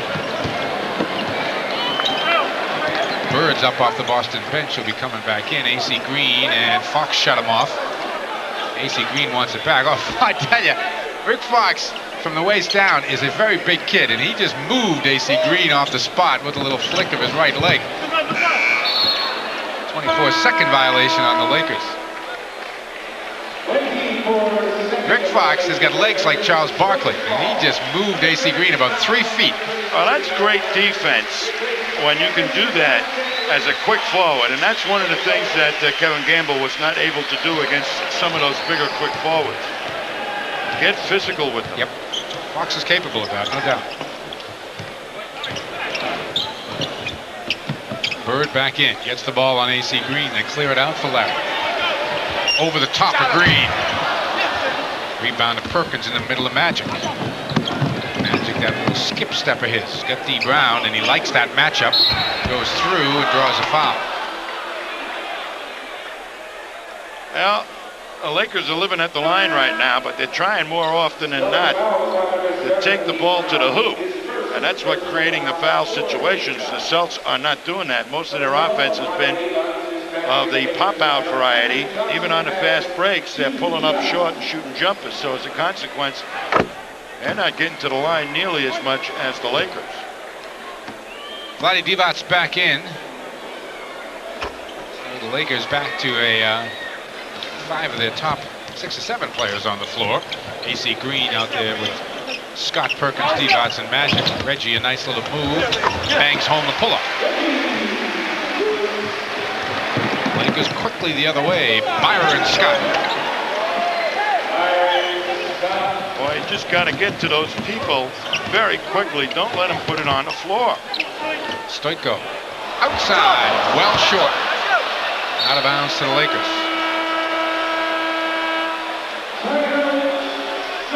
Celtics are going to take a timeout. 6 minutes, 42 seconds left to go here in the first half. 50-44, LA.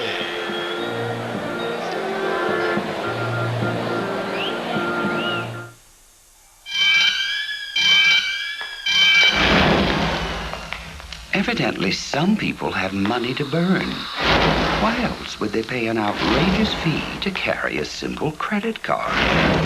When they could carry the Discover card, the card that charges no annual fee, yet pays cash back on every charge, which means it puts money into your pocket. Instead of burning a hole in it, it pays to Discover.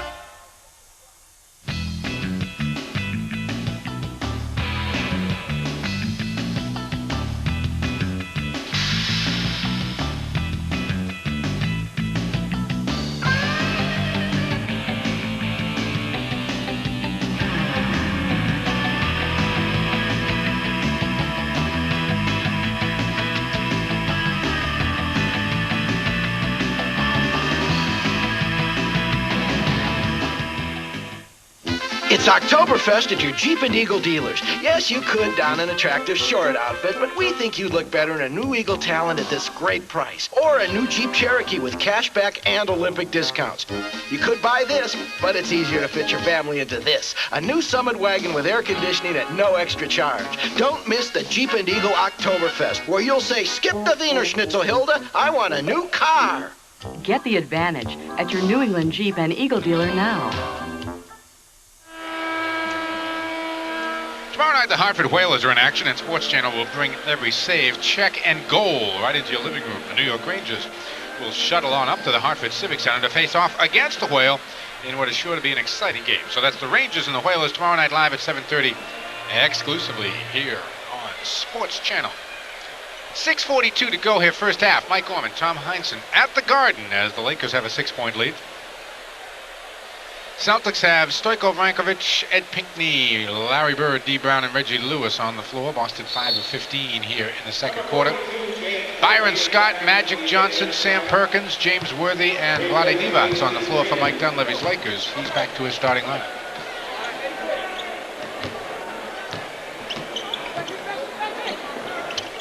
Stojko gets a hand in there, looking for the double tip. He didn't get it. Well, they tried to backpick Stojko. He felt it. He smelled that one out. And it normally takes a pretty experienced player to get the feel of that play without getting picked off. Perkins missing. D. Brown picks up his 5th rebound of the night. Bounce pass, Stojko, and he's fouled by Sam Perkins. Well, that's pretty heady stuff, and that's one of the reasons why the Celtics are really looking hard at Stojko Vrankovic. Here he's 7'2". He's on the front end of the fast break. Now, if he can get all those things that he can't possibly do together, what a player he might be. Big difference at the line, as Tom pointed out.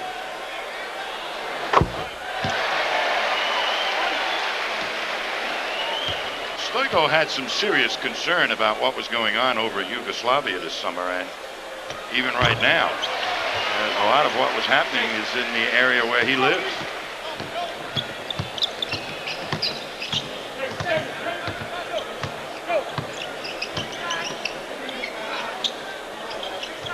Byron Scott coming around the screen. Can't get the hook shot down. Stojko the rebound. Up to Reggie. 4 rebounds for Stojko. Underneath the pink. Slapped away by Byron Scott. Picked up by Magic Johnson. Stojko's with him. Magic gets it. What a move by Magic to angle Stojko off. Stojko running step for step with Magic. Thought he had him there. I was ready. To put Stojko on the 11 o'clock news. Reggie hits outside. I'll tell you, that shot, if he continues to hit that, what a season he's going to have. He's got 10, picked off by Pinckney on the other end as Magic goes down hard.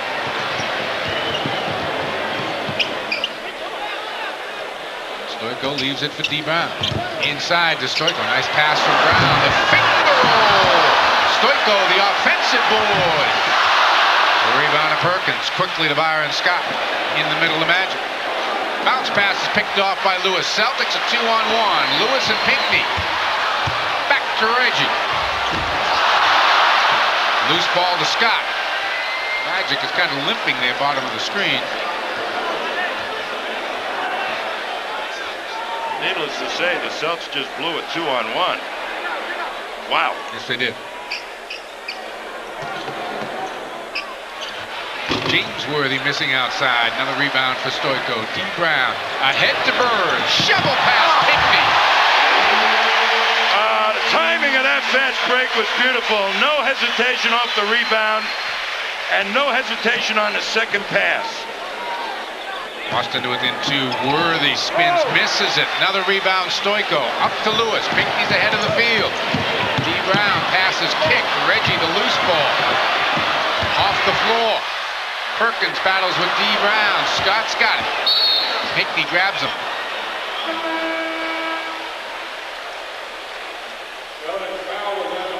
You don't really expect either ball club to be that sharp right now. Yeah. I will tell you. The Celtics fast break is very, very ragged. The effort is there, but the execution has been lost. Nicely put. As Stoico sits down with 4:04 to go in the first half. Believe it or not, that wasn't a bad outing for Stoico. I'm sure he was very, very nervous. The only real problems that I had with his play there was the goaltends. You would expect that his judgment would have been a little bit better than that, but sometimes that just comes from eagerness and anxiety. The offense missing the shots, hey, confidence, hit a few of those and all of a sudden you know you belong, and those go through all the time. But he made the proper moves offensively.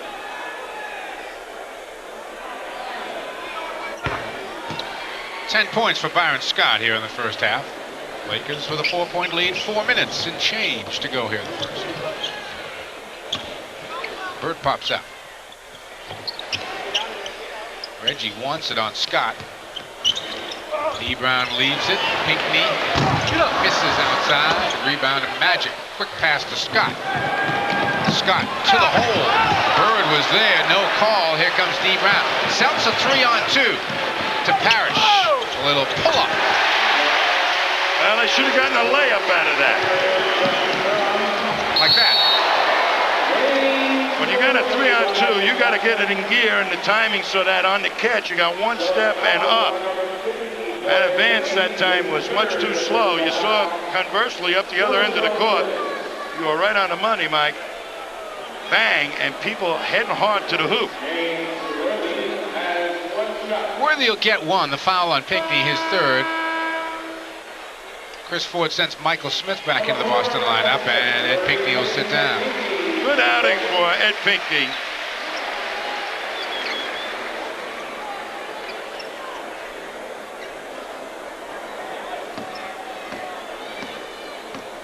James Worthy looking to stretch the lead to 5. And does.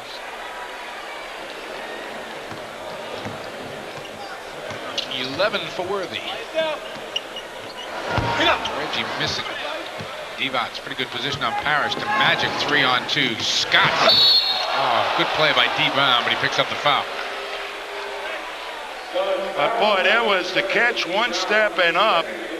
Look how fast they execute this break. Good decision by Magic, and F.D. Brown has to go in the air to try and take away a layup. So the timing of their running is putting them in position to really attack the basket, and that's why they're going to the line. The Celtics fast break a little bit slow, and people really showing aggressiveness, going strong to the hoop. And that's an area, incidentally, Mike, that Kevin Gamble was very good at, is attacking the hoop. 1 of 2, but Perkins takes the rebound over Smith. Well, that should not happen, as we well know. Biggest lead of the night for the Lakers, 8. Bird trying to roll it into Michael Smith. Perkins the loose ball. Magic, great pass ahead. Worthy.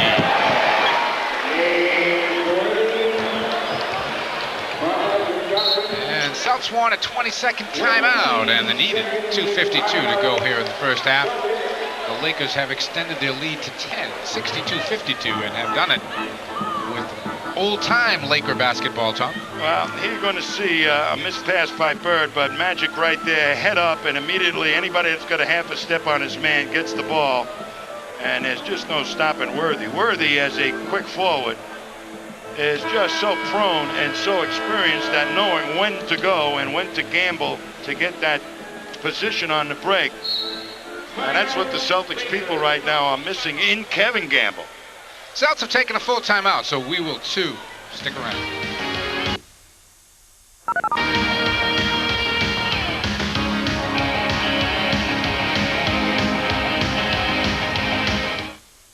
Anticipation, jubilation.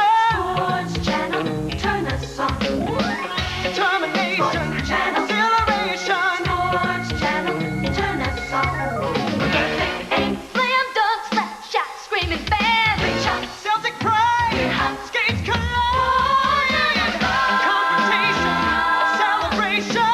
Sports Channel, turn us on. To order, call your cable company or call 1-800-CABLE-ME. Celtics fans, where can you get a chance to talk to the Celtics? On Celtics Roundtable, a 2-hour call-in talk show where Mike Gorman and Celtics great Tom Heinsohn introduce you to the 1991 Boston Celtics. Chance to join us here, Bob from Taunton. You're on the air. Dave Gavitt, head coach Chris Ford, and some of the Celtics players will answer your questions on Celtics Roundtable. It's brought to you by this great lineup. So tune in, call in Thursday, October 17th at 8 p.m. on Sports Channel. Sports Channel and the Boston Celtics are flying into the 1991 regular season.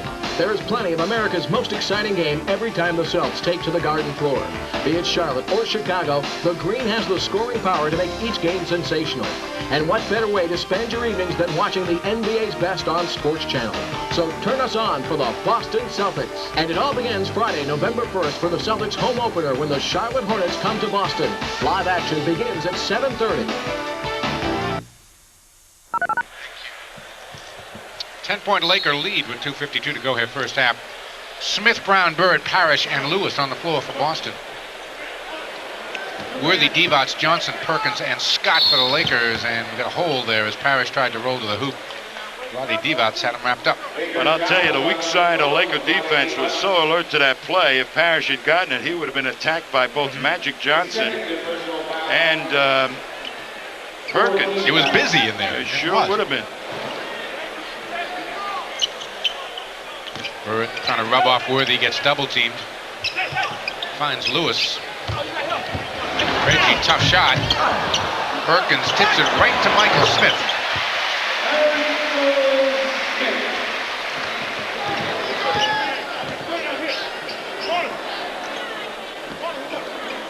Perkins wants the ball. Worthy rolls to the hoop. Scott sticks the jumper. Now, Michael Smith got bumped off the play.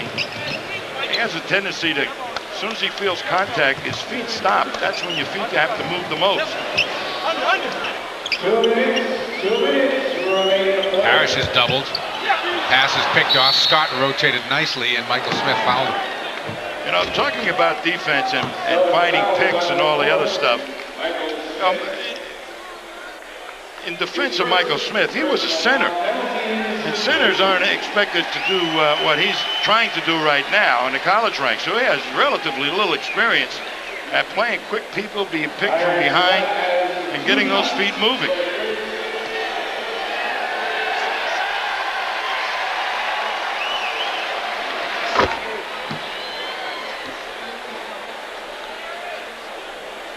Big first half for Byron Scott here with 14. Well, Byron Scott had D. Brown on him. But he picked up half of his real good offense going to the hoop off the break.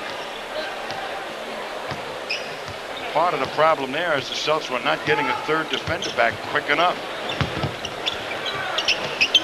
D. Brown outside. There you go. And that'll be Laker ball.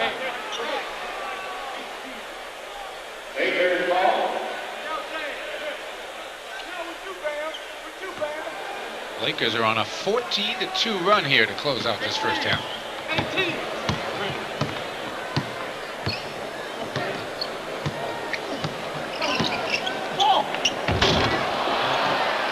and a 16-2 run.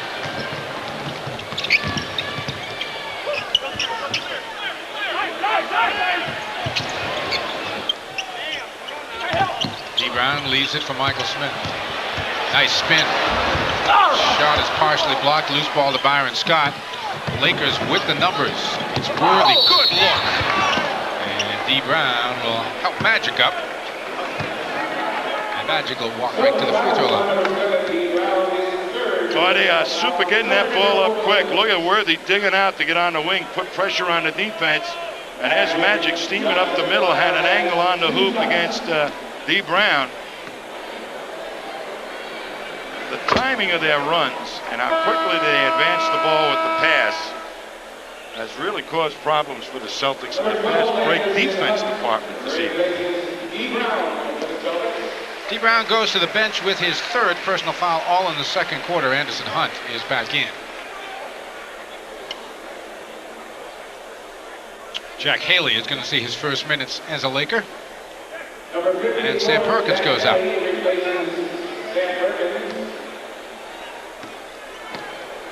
Magic with some magic numbers there. He's upset he missed the free throw.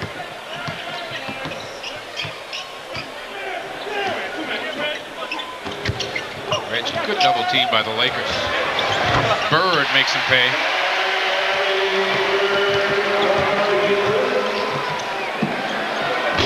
Magic can't answer. The foul's going to go against the Celtics, either Smith or Bird. It's Larry. Well, he just looks away and said, yeah, I did it. With a little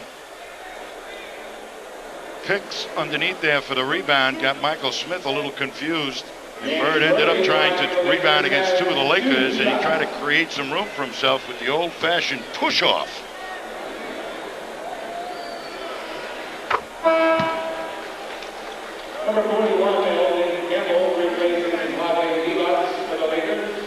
If you're an old-time Laker fan, the names are familiar ones here in the first half. Worthy with 14, Byron Scott with 15, and Magic with 12. Well, you can see the Celtics are not nearly as well coordinated. They're looking at more young people out of necessity right now because of the injuries to them. And the non-signing of Kevin Gamble. Anderson Hunt misses, but Parish is there for an offensive board. Takes it and makes it. The old rainbow!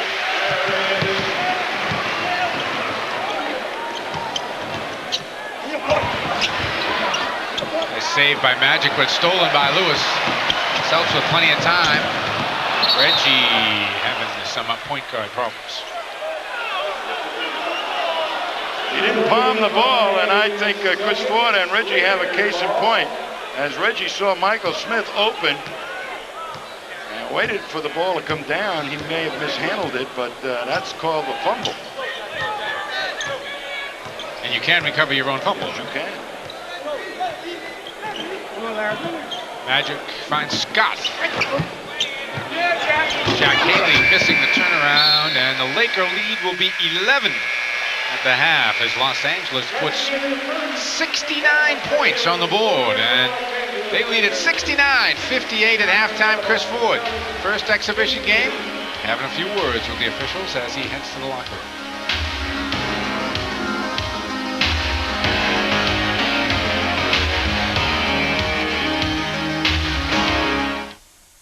If you're going to buy yourself, go to Somerville Lumber. Get it right the first time.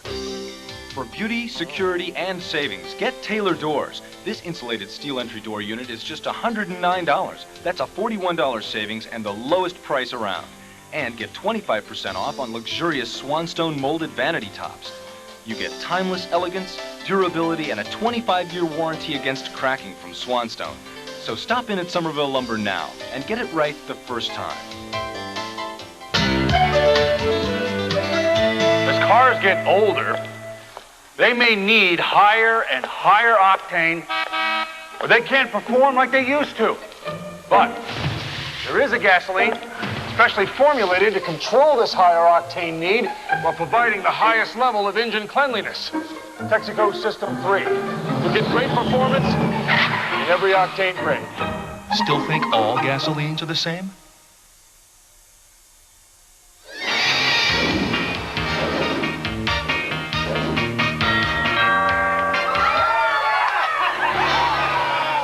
from us. I want to drink your blood. Oh, okay! This Fright Night, replenish your Bud supply with plenty of Budweiser, Bud Light, and Bud Dry.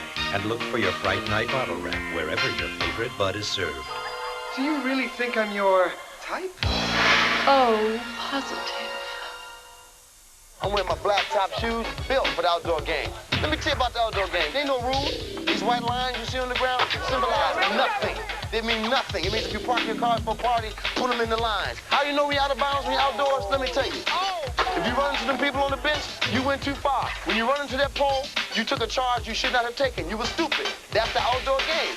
Reebok, black top shoes. You seen it? Now go play outside. That's why the outdoor game is different than the indoor game. Pain, Jack. I'm talking about pain. Mike Orman, Tom Heinsohn back here at a sold-out Boston Garden on a Friday night as we get the Celtics exhibition season underway, and the Lakers looking impressive with a 69-58 lead at the half. Some highlights: Larry Bird also looking impressive, mid-season form even. Well, Larry Bird is doing what he does best, playing basketball and finding open people, and that was just a knowing move, and the experience of Larry Bird in evidence. As soon as he felt Divac on the switch, he knew Parish was open. Parish got the ball perfectly. And here's an example of the Celtics really not utilizing aggressive fast break basketball. There's a good outlet pass. They have pressure on the people. Look, Parish on the wing right now. He slows down. He really doesn't take his cut strong to the hoop, and therefore he has to take a jump shot. And there's another man, Reggie Lewis, on the left side. You've got 2-on 3-on-2s. Look for the layups because you get the basket and the free throw.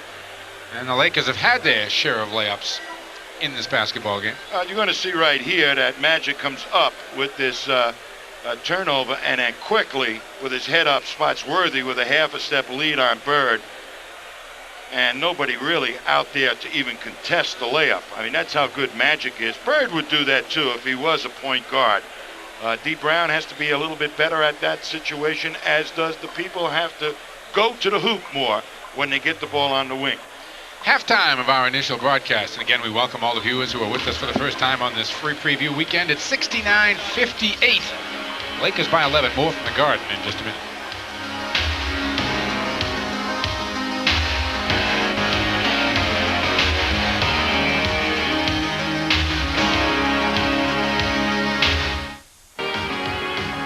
Guests on Sports Channel receive a gift from Tweeter. We know a great deal.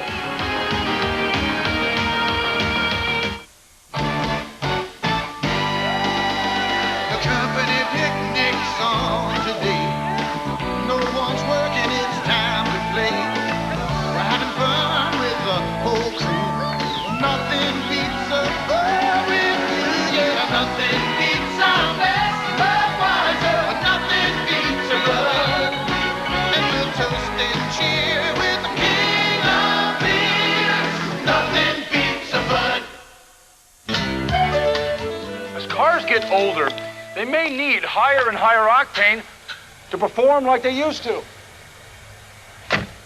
But there is a gasoline specially formulated to control this higher octane need while providing the highest level of engine cleanliness. Texaco System 3! You'll get great performance in every octane grade. Still think all gasolines are the same? Uno means number one. For deep dish pizza and fun. Uno means number one. For raising your spirits when the day is done. Uno is perfect for lunch and dinner too. And number one for late night snacks, it's true. Uno means number one. For deep dish pizza and fun. Right from Chicago, Uno means number one. Pizzeria Uno, restaurant and bar. For the best in college football, turn on Sports Channel. You won't want to miss any of the high-flying action as many of the top teams in the country battle it out for gridiron supremacy.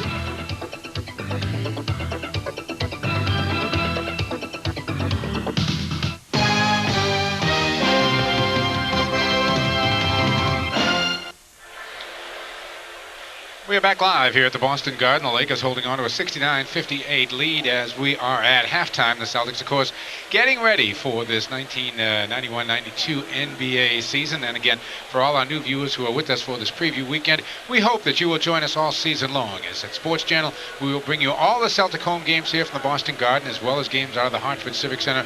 And then we will stay with the Celtics right through the NBA playoffs. Again, all home games seen exclusively here on Sports Channel. So join us for a great winter of not only professional basketball, but the National Hockey League, some great college sports. But Tom Heinsohn and I speak directly of the Celtics. That's where we'll be all winter long, and we hope you can join us. Of course, during the summer, much of the news surrounding basketball was about the Olympic team. Chuck Daly going to be the head coach of that club, and of course the USA team was announced, and what a team it is. A dream team? Well, I guess if you're a basketball fan, indeed it is. Charles Barkley, Larry Bird, Patrick Ewing, Magic Johnson, and Michael Jordan. That could well be the starting lineup that takes the floor in Barcelona. Karl Malone, Chris Mullin coming off the bench, Scottie Pippen, David Robinson, John Stockton, and of course the coaching staff of Chuck Daly, P.J. Carlesimo, Mike Krzyzewski, and Lenny Wilkins. So again, a dream team put together for the United States, trying to get that gold medal and show the world that indeed they are #1 in basketball. It is hard to imagine that team even being threatened at the Olympics, but stranger things have happened. The guy who put it all together, the same guy who is orchestrating the Celtics right now. Dave Gavitt, also the chief operating officer of the Boston Celtics, but another hat that he wears, the head of USA basketball. And we had a chance to talk with him earlier about this Olympic team. Well, I think we're real pleased with the response of the NBA players to playing in the Olympics in Barcelona. Everyone stood up and said yes. No one said call my agent. No one wanted to know how much money it was. And that kind of response from the quality of players that we put together has been just absolutely terrific. And again, it will be great to watch that bunch play. Of course, Larry Bird will play for the United States team. Larry with his USA basketball uniform on, and we had a chance to talk with Larry a little bit about playing for the United States. Well, I think it's going to be very exciting. It's a great opportunity for me to go over there and play in a different part of the world that I really haven't played before. I played in Spain one time, but it's been a couple years ago. The reason I changed my mind is I talked to 4 or 5 people, and they assured me that if I didn't play, they wasn't going to go back and take a college player in my place. They was probably going to get somebody my age or a little bit younger than me. So I thought, well, if they're going to do that, I might as well go ahead and play myself. And it'll be fun to watch. 69-58, the halftime score.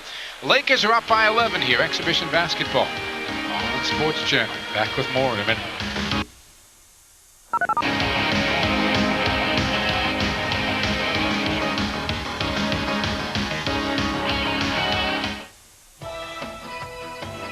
Sports Channel celebrates a decade of excellence with this moment of determination. On June 25th, 1989, on Sports Channel, in the championship game of the Boston Shootout, Boston defeats Los Angeles when Bill Curley blocks LA's last-second shot. 2 ticks left on the clock. They get it inside. He got it on block. Boston wins.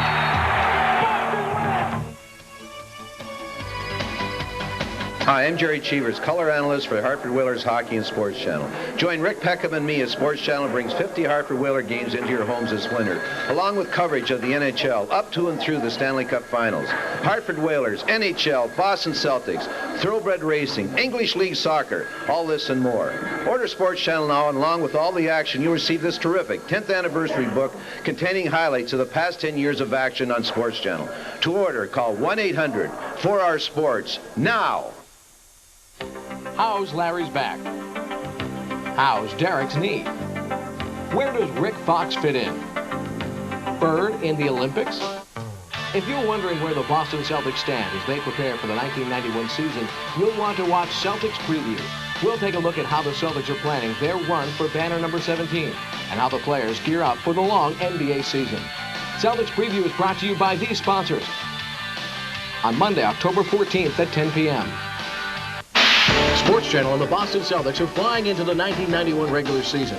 There is plenty of America's most exciting game every time the Celtics take to the Garden floor.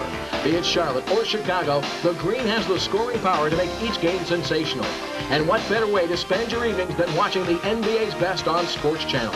So turn us on for the Boston Celtics. And it all begins Friday, November 1st for the Celtics home opener when the Charlotte Hornets come to Boston. Live action begins at 7:30. Back at the Garden, time to take a look at some of those numbers from the first half. Celtics trailing by 11. First quarter shooting Boston 65% and then really dropping off to 37 in that second quarter. The Lakers not much better at 39, but they got quite a few more shots than the Celtics and also spent a long time, as you can see, at the free throw line. 23 of 26. Magic Johnson leading the way 7 of 8. Boston just 5 of 6, but the Lakers really have been taking the ball to the basket. The Celtics not as much. Rebounds, Celtics with a ton of them in the second quarter and leading 26-18 on the boards, even though they're down 11 on the scoreboard. Turnovers have hurt Boston as they have had twice as many as the Lakers have had. Byron Scott, James Worthy, Magic Johnson, again familiar names for the Lakers. Mike Dunleavy has played his big name players a lot in this first half. We'll see if he goes any more to the bench. The Celtics getting a look at a lot of people and familiar names too. Up top for Boston, Robert Parish with 12, Reggie Lewis with 10, D. Brown with 10, and Larry Bird in that first half. And what did Larry have? 9 points for the Celtics. It's an 11-point game at the half. Tom and I, and second half action in a minute.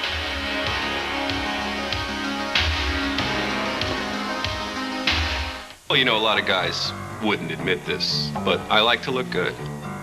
You know, I keep up with what's happening. You know, I read GQ, Esquire, Boys Life. Well, I mean, I think if you're going to buy a suit, you shouldn't have to spend an obscene amount of money. I don't want the imitation stuff either. I mean, you know, I got to believe you can get a pure wool suit for what, $200, $300? Now through Saturday, pure wool sport coats just $69.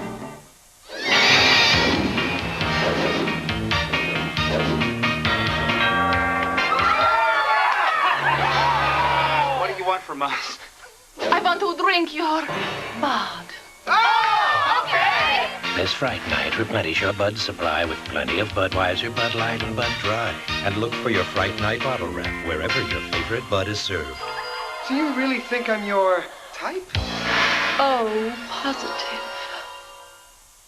Speed is a God-given thing. The way to say thank you is to push it to the limit.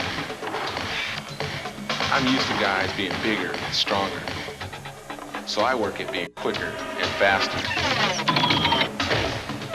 For the NBA, I look like a little guy, but I know this. You can't beat what you can't catch.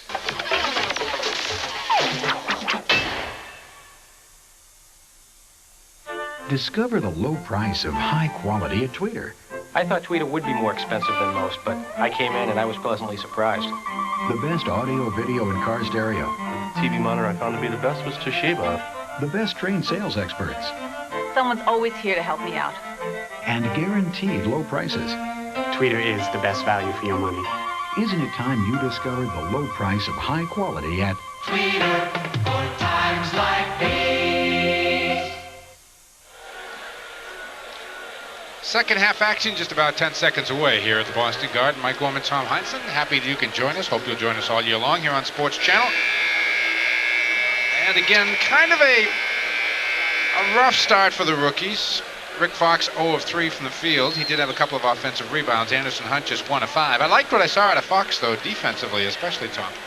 He played some people tough. I thought he was, you know, for a first game in a Celtic uniform, he made his presence felt. He didn't really do anything super offensively, but you could see that he's got the instincts to score, and I think he eventually will.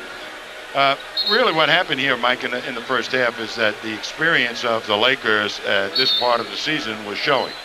They didn't really play any new people to their system as much as the Celtics did, and the Celtics really using these games right now to look at guys like Stoico to see where he is, how far he's advanced, and also Michael Smith.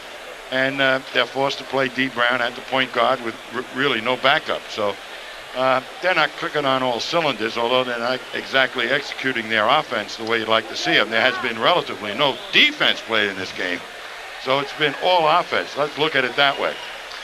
And you're right about that Laker philosophy. We're going to take a look at a new addition here to the Boston Garden. That's the shot clock and game clock, all rolled into one. Sits over each basket now. No excuses for not getting a shot off in time. But the Lakers did not play a single player in that first half who did not play significant minutes for them last year. Reggie trying to dish it off to Parish. Good hands. And gets fouled by Divac. Well, you can see what was said in the locker room. Let's go to the hoop, because on the first play, Reggie, who had pulled up and taken some jumpers from the outside, decides I'm going straight to the basket.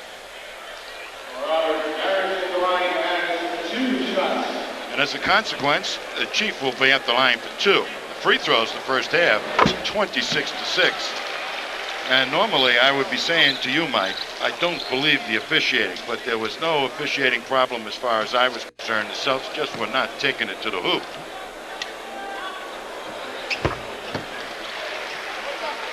Robert got them both. Chief the high scorer.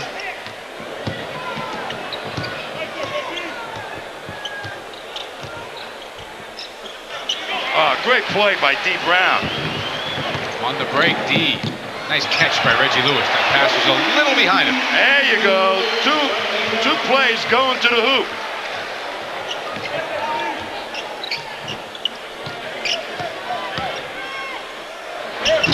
Magic. A baby sky hook. Yeah. Michael Smith missing outside. Byron Scott the rebound. Magic again. This time gives it up to Scott. Who's still hot. Well, you're either going to go double Magic or go pick up Scott. Not halfway in between either.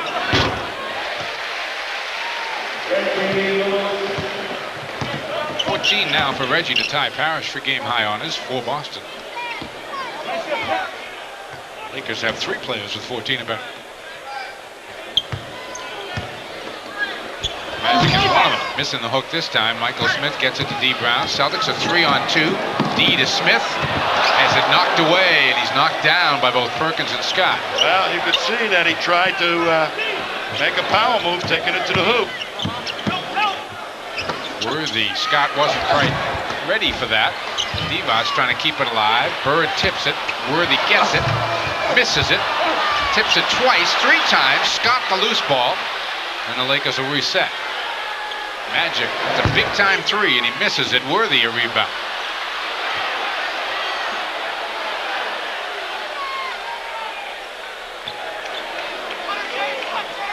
They clear it again for Magic.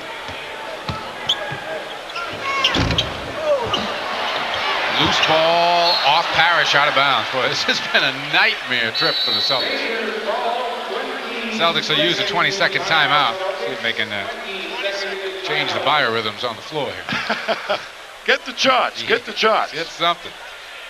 The next Celtic game here on Sports Channel will be the regular season home opener. The Charlotte Hornets will be the first of many contenders that will try to beat the Celtics on the Garden floor.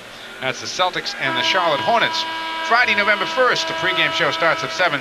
Live action at 7:30 only on Sports Channel. I don't think Charlotte exactly qualifies as a contender. I have to read these things before I read them live. However, I'm looking forward to seeing Larry Johnson, the #1 pick in the entire NBA. I'm sure everybody will be, because he had an outstanding career at UNLV, and he's going to have to make an adjustment. He was a power player. Can he do the same thing in the NBA? He's not exactly a big guy in height, but he's got some beef to him. Worthy. Now Worthy's drifting around wherever he wants to get.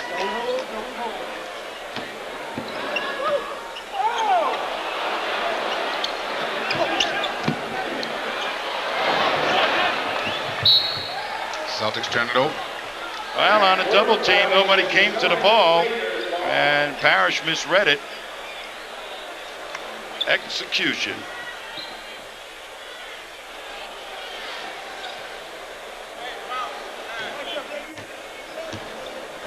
I am concerned about the up-tempo game because that's what they're going to rely on mostly.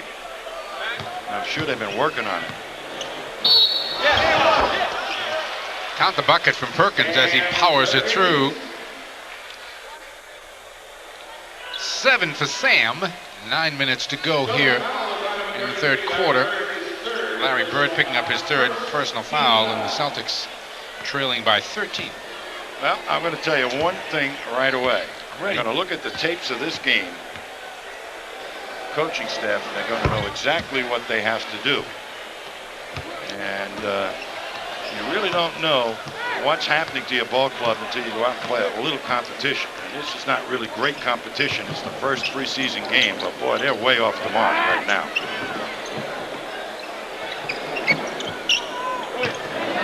Tipped away from Parish. Michael Smith. Parish, good hustle for an offensive rebound. D. Brown slashes, blocked by Divac, out of bounds.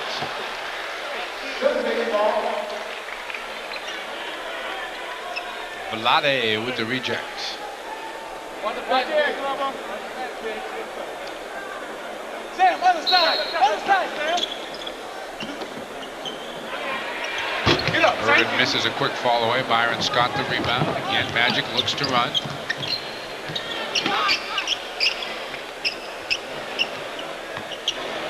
Clear it out for Worthy. Fall away this time. And Bird bothered that shot, Mike. Played right on the elbow. Poor outlet pass as they went to the point guard. And as soon as every player goes to the point guard, the other team can scout you and say, hey, all we have to do is get in the passing lane. We can pick some off. You got to find the furthest guy up the floor to start the break, not necessarily the point guard every single time. So it's got a gift from Vlade Divac there as he committed a foul. D. Brown on the give and go for 2. Strong drive there with one dribble and up high over Divac. Great left hand the kid's got.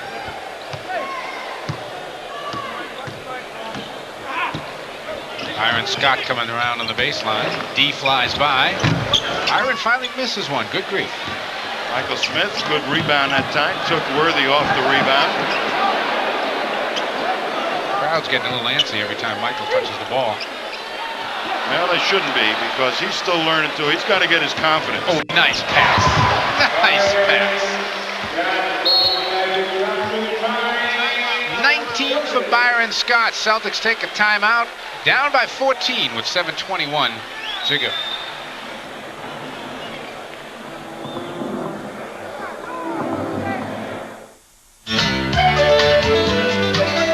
As your car ages, it may need higher and higher octane to perform like it used to. But there is a gasoline specially formulated to control this higher octane need while providing the highest level of engine cleanliness. Texaco System 3. You'll get great performance in every octane grade. Still think all gasolines are the same?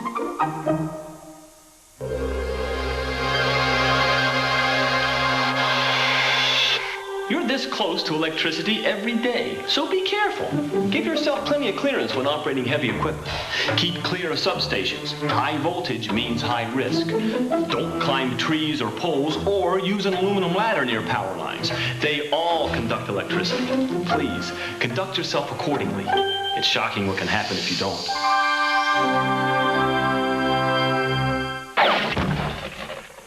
Any knucklehead can score. Who said that? You did. Oh, yeah. As I was saying, any knucklehead can score. But rebounding takes brains. And wit. And good looks. And charm. And a nice haircut. And a warm heart. And big shoes. And a kind disposition. And a beautiful smile. And a certain savoir-faire. Don't you agree? Most certainly. And a catchy slogan. And a nice logo. Going to see right now Parish triple teamed over here. That leaves 1, 2, 3 Celtics open, and you're going to see Parish make the wrong decision as Bird was really the wide open man, and then all of a sudden look how quickly they advanced the ball. There's still a 3-on-2 as D. Brown just said, what happened? You can't do that. Once a mistake is made, you got to get back quickly.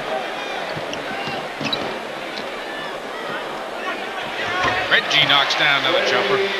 I think the Celtics are very concerned about their offense. I don't believe they've really done an awful lot with their half-court sets. The fast break has not been that productive. Eldon Campbell throws one away. D. Brown. Byron Scott stripped him. Eldon Campbell, the loose ball. Eldon. Eldon!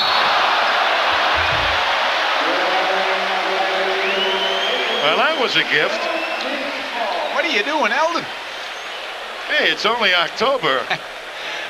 Now look here, as nobody goes for the ball. Here comes Eldon. Yo-ho, Eldon. Well, I don't give gifts on Columbus Day, do you? I don't know. Maybe you do, Eldon throw. D. Brown missing a three. Sam Perkins there. On a hard rush by Worthy really took Brown's concentration off the hoop. Magic leaving it. Perkins can make this shot. Rebound to Bird. Up to Pinckney. Running hard. Takes it in. Now that was a foul, and that time Pinckney should have gone to the line. Magic the other way. Gets it back from Byron Scott. Tipped away by Parish as Magic was looking to get Perkins, who got a hand on it as it went out of bounds, so the Celtics get it back. It is sloppy right now, but then again, this is the first exhibition game for both teams. Preseason game. They don't like to call them exhibitions, they call them preseason games. Well, the first thing you do with an up-tempo team is make sure you got the rhythm to the run game. Just the pure running aspect of it. And part of what we showed in the first half is that people weren't running full out. You got to run full out. That's the first thing that was not established here in this game. The second is, until you start really running full out, you can never get the timing of the passes. So that's why this thing is totally out of sync right now. Reggie Lewis gets stripped. Up and comes to Byron Scott. That's a nice play by Byron Scott. He's not to be denied going to the hoop, and he'll go to the line. Well, that was a similar play to Eddie Pinckney. And Pinckney did not go to the line.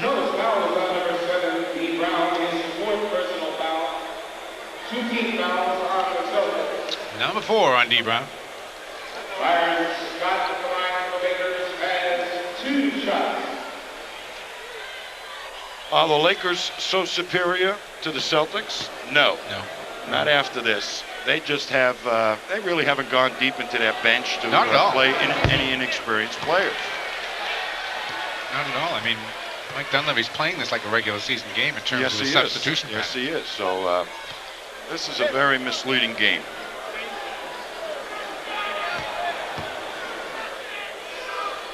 And that's why they have these preseason games, so that you can do not only a check on the mechanics of what you're doing, but also a gut check on individual players.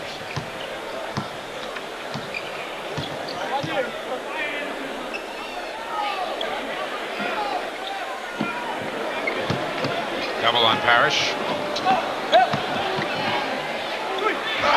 Blocked by Campbell. Celtics get it back though with 4 seconds on the shot clock. Well, on a double team that time, Parish once again almost misread who the open man was. D. Brown can't get it down. Eldon Campbell up there looking for the cuff rebound. The cuff rebound. He was. With cuff. One hand. He was gonna, he's gonna like one hand that rascal. Get up, Ethan. Oh boy. Somebody put this ball in the basket, will you? Well. Eldon got that one.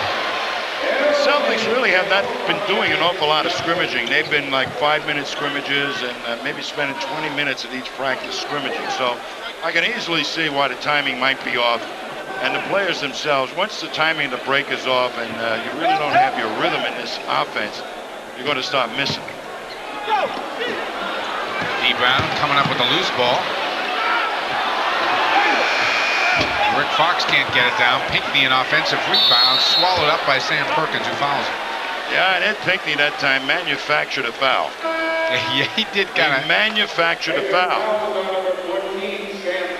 He found an arm that he could get the ball under to create the foul. Stoico back in. Robert Parish will sit down. So it is Rankovich, Pinckney, Fox, Lewis, and Brown on the floor for Boston. Worthy, Scott, Perkins, Johnson, and Campbell for the Lakers. Might further define that point or refine that point of the scrimmages. With so many people out with injuries and sicknesses and what have you, you really can't have long, protracted scrimmages.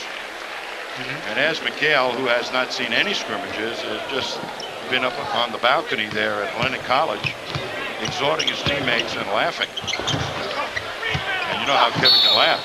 He enjoys that. I'm beating this rap, man. No McHale, no Shaw. No Bagley, who has played well. Rick Fox picking up his third foul. McHale. I don't know when he's going to come back. There's all kinds of rumors, you know. I hope we don't have a McHale watch. But he is a great player, and the Celtics undoubtedly going to need him. But they're going to have to learn, and this is good experience right now for some of the other big players as to what needs to be done and how Chris Ford and Casey and Jennings can talk to them now after this ball game. Fox trying to keep it alive, does underneath, but it's picked off by Byron Scott.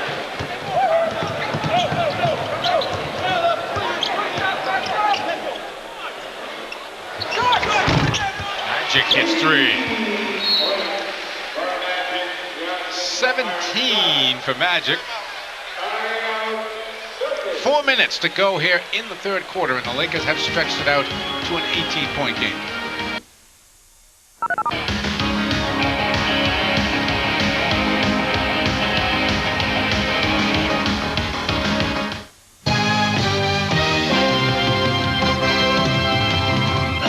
Hi everyone, I'm Rick Peckham, play-by-play voice of Hartford Whalers hockey here on Sports Channel. Join Jerry Cheevers and me this season for 50 Hartford Whalers games, and Sports Channel also covers 50 NHL games and college hockey as well. Order Sports Channel now, and along with the action, you'll receive this terrific 10th anniversary book containing highlights for the past 10 years of action on Sports Channel. To order, call 1-800-4R-SPORTS now.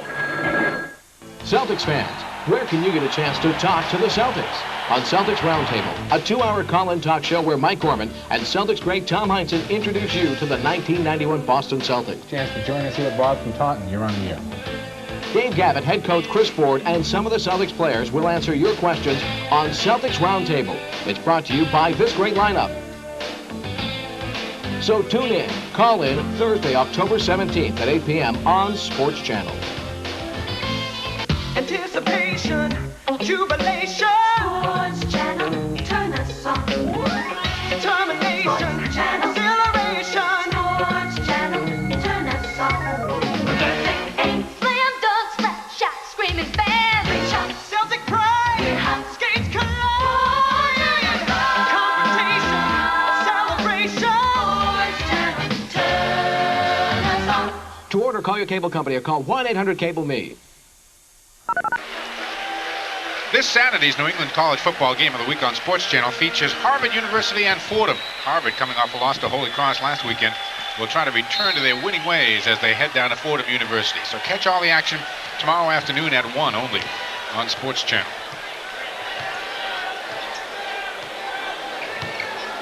Rick Fox coming through in the baseline. Pinckney pops out.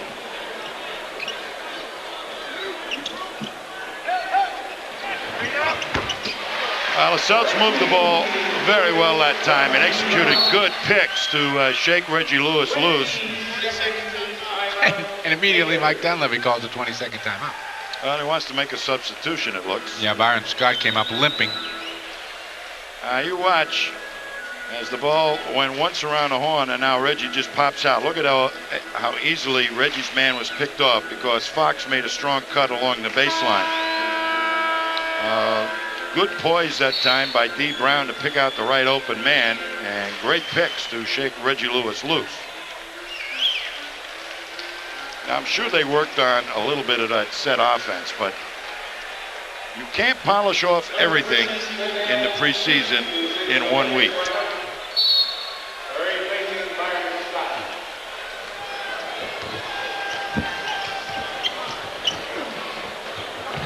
Fox trying to go over the top of Worthy. Stoico gets there for the block, and Pinckney the loose ball. That's where Stoic's size really worked to his advantage. Went up in the air and still was able to block it. Rick Fox, strong, followed by Pinckney. And I'll tell you something, Fox got fouled on the play.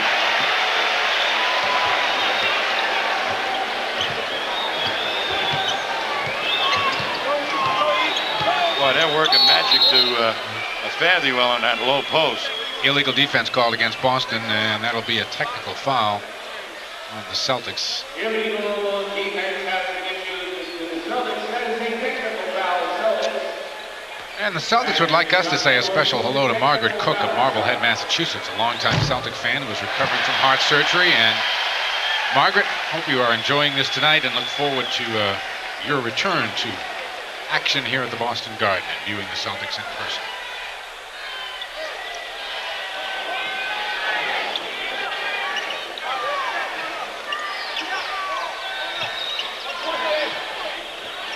Campbell pops out. Over the top. Eldon came down on top of D. Brown, who comes out of there with the loose ball. Ahead to Rick Fox. His first bucket as a Celtic. Unofficial though it may be in this exhibition game.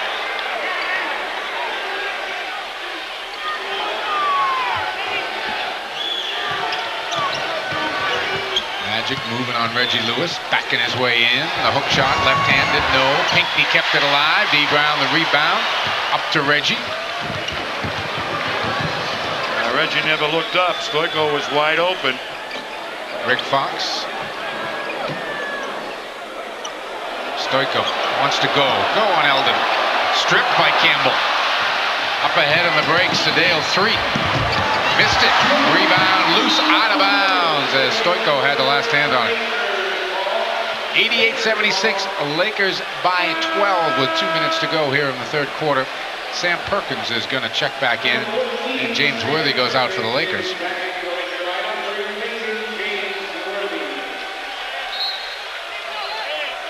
AC Green also a recent check-in here.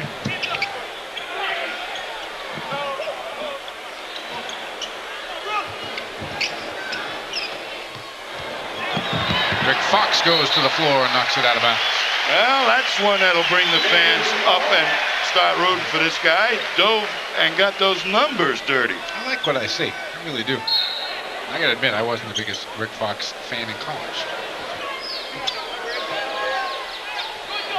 Perkins, oh, Stoico says no. Tipped away out of bounds by AC Green. Well, bad decision by Stoico, and Chris Ford is talking to him about where the outlet pass should go. You see Stoic right there on the challenge. Great block that time. And then now here's the poor decision as he thinks somebody's open way up the other end of the court. It wasn't. It was too much of a lob, high lob pass. D. Brown for 2. 10-point game with 1:25 to go in the third as the Celtics make it interesting.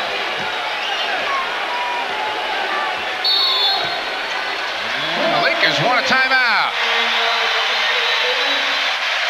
1:17 to go in this third quarter, and the Garden crowd alive at last. Mike, one thing I'm noticing right now, as badly as the Celtics have played, they're only 10 down, and as well as the Lakers have played themselves, they're only 10 up. So a little spurt, if the Celtics can just get their aggressiveness together, they could win this thing and not played well at all in any phase of the game. Let's take a look at Rick Fox scoring. Yep, it's Rick Fox right now. Good move there, picked up by D. Brown, who has his head up immediately, and Fox, sensing that Celtics were going to get possession of the ball, was way ahead of the defense. And again, it's not so much dunking on the front end of breaks like that. It's the hustle and defense that, well, and the hustle and defense I think that Rick Fox has shown here that is going to enamor him to the Celtic faithful. He's a good offensive player. He's not a great shooter, but he will score. And in this style of play, once they get running, and he's got a bad elbow, I might add, He's not allowed. He ruptured a bursa or damaged the bursa in his elbow, I understand. So he's not have a full extension when he's shooting the ball. So offensively, I think he's going to score some points. Celtics are just 15 out of 46 since the end of the first quarter. They're 8 of 21 here in the third. Lakers, though, are just 6 of 19. Well, maybe they're losing their little knack of running, as once again you're only into 7 days of the season. The Lakers send out Campbell, Perkins, Threet, Magic Johnson, and A.C. Green. Byron Scott icing his right knee. Celtics have Fox, Frankovich, Pinckney, Lewis, and D. Brown.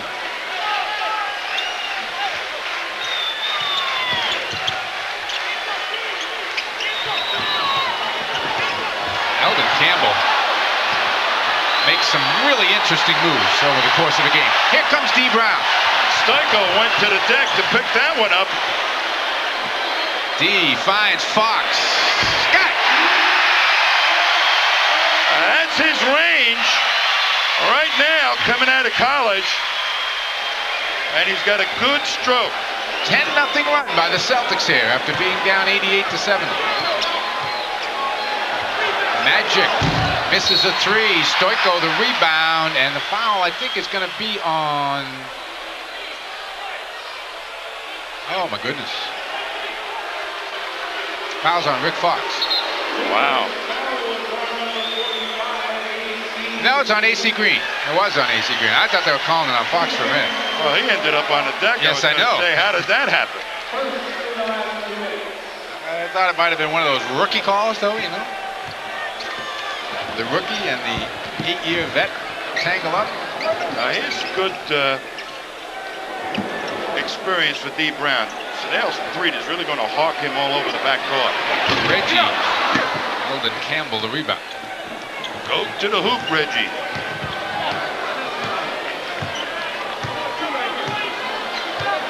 Lakers can make this the final possession.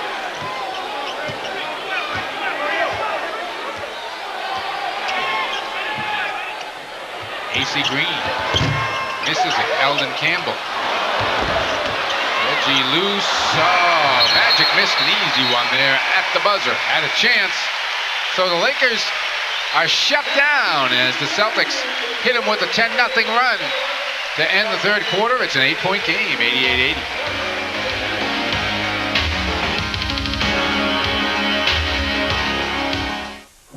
At GMC Truck, we've seen days like this for over 80 years and have learned the value of a van that gives you the added safety of four-wheel anti-lock brakes, the traction of full-time all-wheel drive, and the feeling of security that can only come from a van that's built as strong as a truck.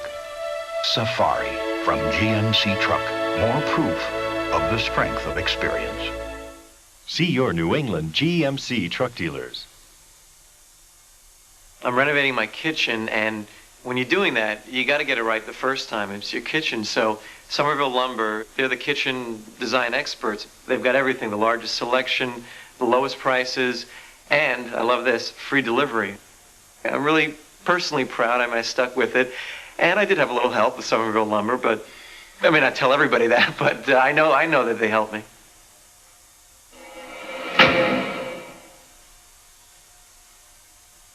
Well, you know, a lot of guys wouldn't admit this, but I like to look good. You know, I keep up with what's happening. You know, I read GQ, Esquire, Boys Life. Well, I mean, I think if you're going to buy a suit, you shouldn't have to spend an obscene amount of money. I don't want the imitation stuff either. I mean, you know, I got to believe you can get a pure wool suit for what, $200, $300? Now through Saturday, Pure Wool Sport Coats just $69. As your car ages, it may need higher and higher octane to perform like it used to. But there is a gasoline specially formulated to control this higher octane need while providing the highest level of engine cleanliness. Texaco System 3. you'll get great performance in every octane grade. Still think all gasolines are the same? Mike Gorman, Tom Heinsohn here at the Boston Garden as we head into the final 12 minutes of action. Glad you could join us for the Celtics' first preseason game. Anderson Hunt has checked in for the Celtics. Tony Smith makes the move. Divac's there on the weak side for 2. Well, there was a bad movement that time by Stoico, who really didn't know where his man was, and let Divac just quickly put it in. Lost him underneath. Can't do that. Sedale 3 trying to cover Reggie Lewis. Reggie's got a few inches on him. Finds Fox open. Rick front rims that one. Loose ball picked up by Tony Smith. To Sedale 3. Gobbled up by Fox. AC Green misses. Pinckney clears out for the rebound. Anderson Hunt ahead quickly to Lewis. Reggie again wants to take 3. Gets the double from Perkins. Looking for help. Open man will be Stoico. But Fox takes it and makes it. Well, he's made 2 out of 3 from distance with a sore elbow. So you can see he has confidence in that outside shot.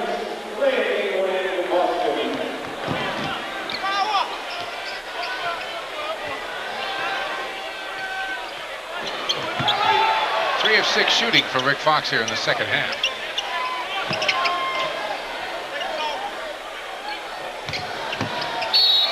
Perkins counted the foul. There's no way that you can let a left-hand player roll to the middle the way they let Perkins roll that time. You've got to force him to the baseline and make him bring the ball back to you. And that's the only way he can bother the shot. And I'll tell you, Sam Perkins is listed at what? Where is he? 6'9". He's really 7 feet. I was you going to should say, see his arms. He's a real big 6'9". His arms are almost down below his pants. His fingertips, they almost are at knee level. So that makes him about 7'2". Larry Bird at the scorer's table set to come in. The Lakers stretch it back out to an 11-point game. Reggie's pull-up, and he gets fouled. Could be Tony Smith picking it up.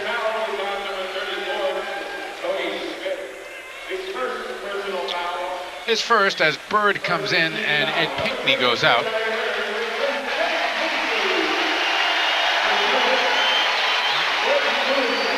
Nice job, Eddie. Eddie built a role for himself last year at the second half of the season, and he's continuing with that same role. Hit the boards and run and play some tough inside defense. Reggie Lewis 1 of 2, 10-point game. 10:15 to go.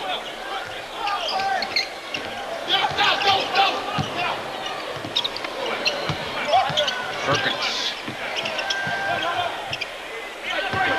Divac off to the races. That's an offensive foul on Vlade. Well, Fox created that situation beautifully, and Stoico angled him off. 5 fouls on Divac. Well, Divac has been foul prone since his rookie season with the Lakers.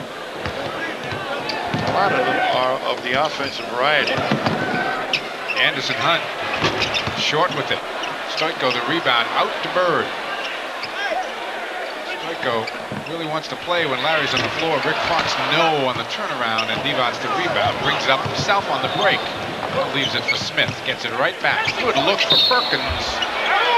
And an offensive foul again. Rick Fox getting in position to take the charge. I'll tell you, he got right in there before Perkins ever got a chance to elevate. 4 fouls on Perkins. You watch on the top of the right of your screen. There he is. Good job. In perfect position. You bet. You might not see that many offensive fouls called in the next month.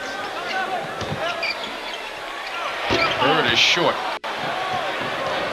Looks like Bird may have tightened up. Perkins is short. And AC Greens is out of bounds. Now, Perkins could not touch the ball because it didn't hit the rim. It looks like Perkins is limping right now. Yes, he is.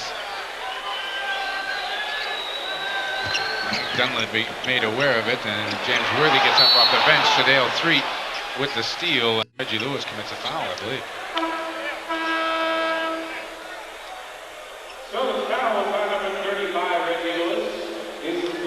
Sam Perkins hobbles over to the bench. Sam, who went to Shaker High School in Latham, New York.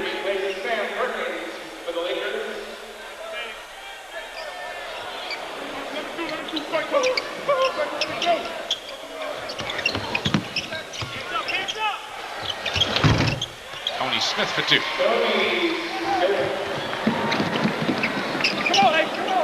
95-83, Bird. Left-handed.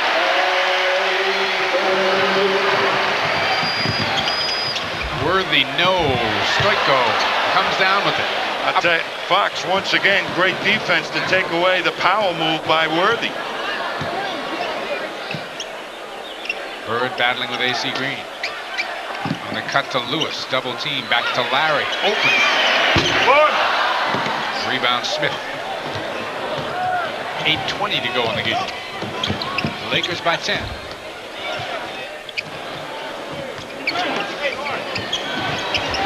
AC Green. You don't see AC Green often look for his shot, but Larry Bird looks like he's a little stiff, and he went right to it on the catch.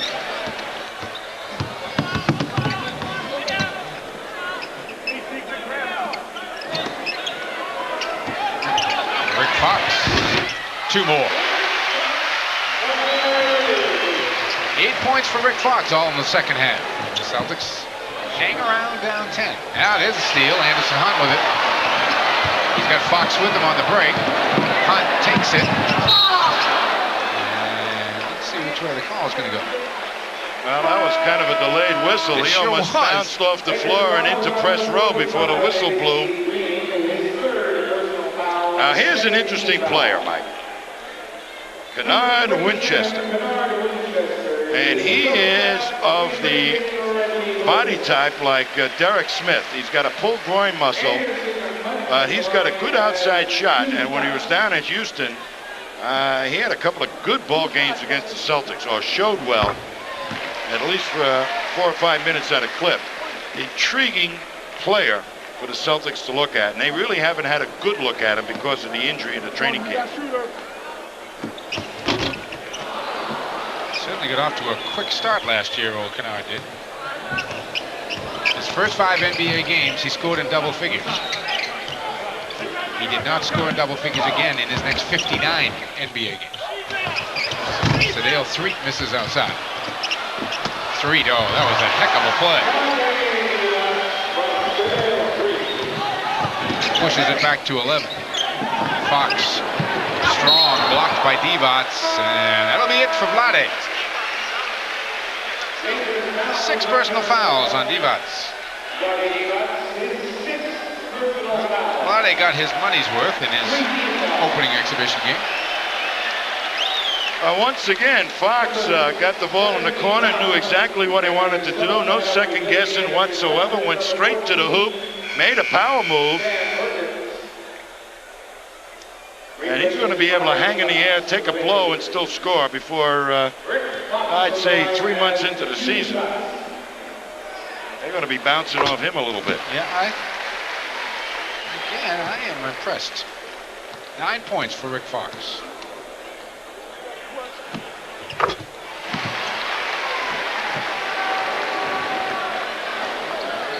$99-90. 7 minutes to go in the game. D. Brown up on Tony Smith.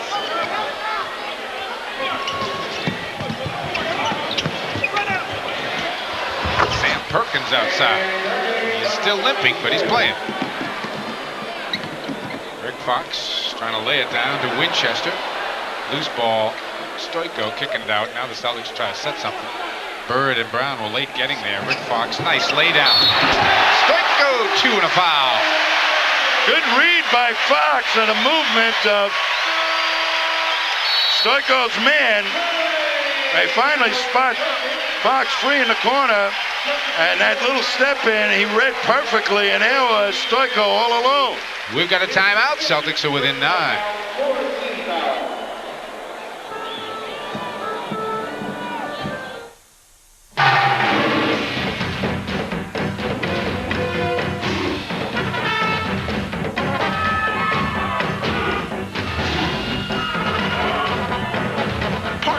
sorry. Excuse me.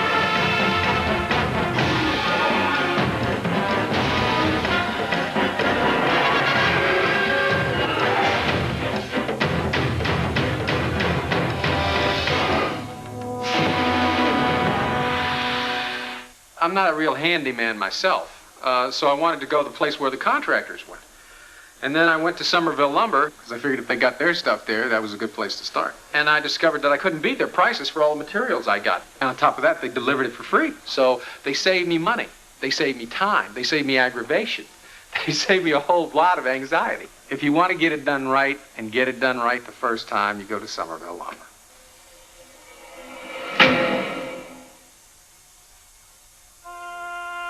People can give you their word in many ways. But when you're selling your home, you want a commitment in writing. That's why at Century 21, we give you our Seller Service Pledge, a commitment in writing that promises the highest level of professional service, the standard of performance by which all others will be judged. Century 21, it's as good as done. Call any of the New England area Century 21 offices to inquire about the Seller Service Pledge. 101-92. It's a 9-point game with 6:35 to go. The Celtics were down 18, but sparked by rookie Rick Fox, and got themselves back into this one. They sent Bird, Brown, Fox, Winchester, and Brankovic out onto the floor. The Lakers continue to play really their top 8 or 9 players. A.C. Green, Eldon Campbell, Tony Smith, James Worthy, and Sadale Threet are out there for L.A. 6 points, 10 rebounds for Stoico. D. Brown trying to keep it alive, but Eldon Campbell coming down with it.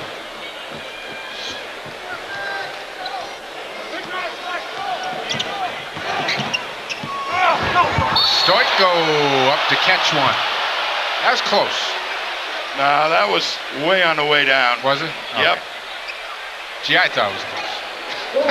I know you did. That's why. But you're never going to get those. He dragged it down.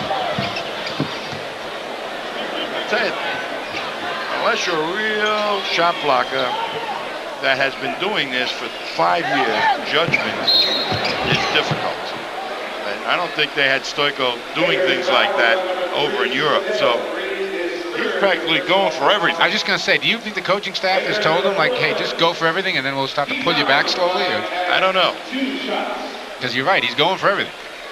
Well, first they got to see if he can go for everything. And then I may start talking to him about, hey, if you are halfway past, or the ball is, you're stationed halfway between where the ball was released or further into the basket, it's almost impossible not to get a goaltending call. You got to be more than halfway close to the man. Eldon Campbell with that kind of hippity-hop move. Winchester nearly stripped by Tony Smith. Looking for a cutter. There aren't any. Now he finds D. Brown. Double on D. Wide open. Winchester. He's a shooter. They tell me he's got really good range. First 2 for Kennard. A.C. Green. Threet inside to Campbell. Spins and gets hammered.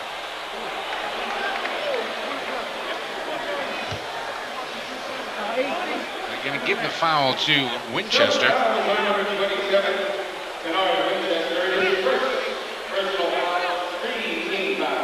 Well, the Celtics are going to take a protracted look at Stoico, as Joe Klein has not taken off his jacket. Respectable numbers for Eldon Campbell. Well, he's not the total answer either. He's not a complete player, and he did contribute to their latter season success. He's young, too. He's only like 20, 21, something like that. Over the top, Stoico can't get a hand on it. Campbell, I believe, did. It'll be Celtic ball with 10 on the shot clock and 5 minutes straight up to go in the game. Rick Fox will inbound with the Celtics down 10 to Divac. Winchester, 2 more.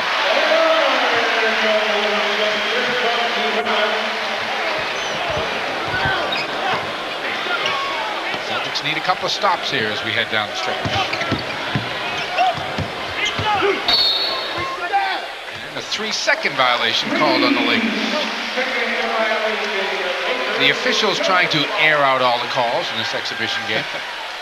I looked through the rule book this summer, and now I know them all, so I'm going to call them all. That's right. Call them all once in the exhibition.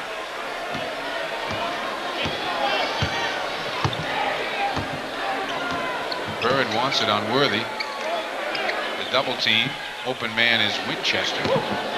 Kennard takes it strong, rejected by Campbell. Tony Smith on the break. Fox has got him. Celtics got back defensively pretty well there. 8-point game with 4:20 to go. Worthy gets the roll. 19 for James Worthy. Rick Fox. Campbell got that one too. Got a piece of Rick Fox's arm too. Sedale Treat the other way. Offensive foul on Sedale 3. I think that's a makeup. Was just put that on the makeup reel there. Oh well, they have to get into the season also. They do.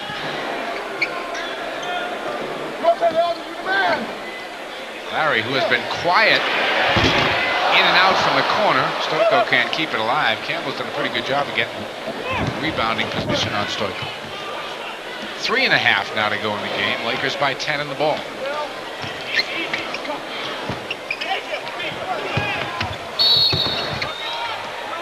And that was a real good block because he was only about 2 feet away, and the ball only traveled about 3 feet out of the hand of James Worthy.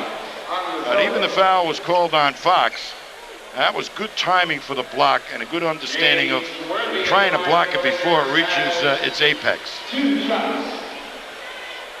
know, physics says when you shoot the ball, the halfway point is where it reaches its apex.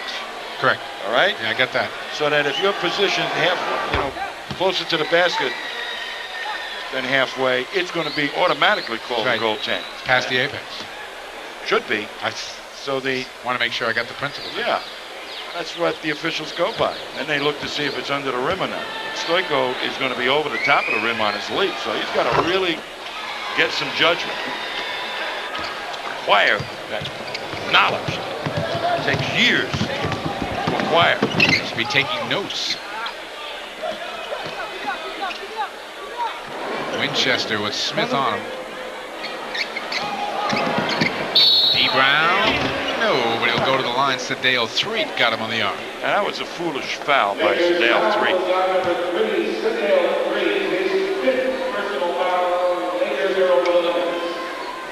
But you know D. Brown has come a long way in a lot of ways when after making a play like that, he is making jokes with Magic Johnson, and Magic Johnson is making jokes back to him as he goes by the LA bench. You know? Not many second-year players do that. 3:09 left to go in this one. It's an 11-point LA lead. We'll be back.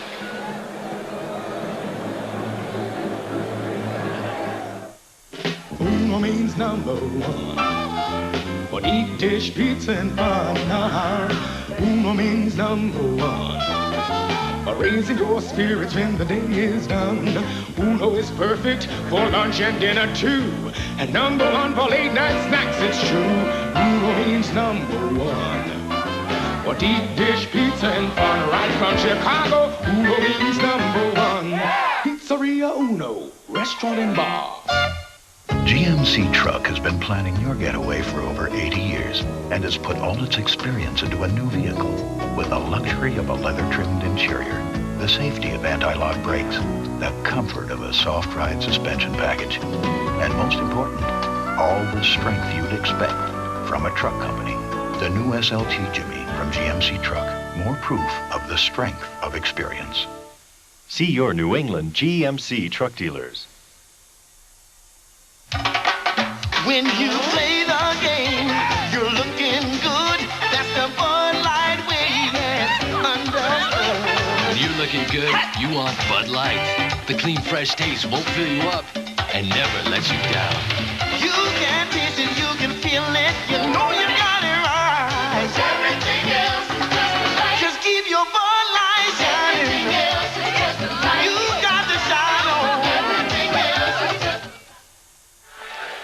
It's an 11-point game with 3:09 to go here in the fourth quarter.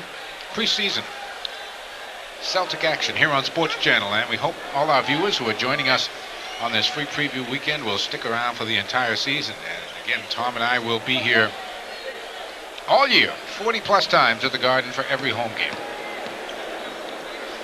And the Lakers became a defensive club last year. No more showtime. 110-100.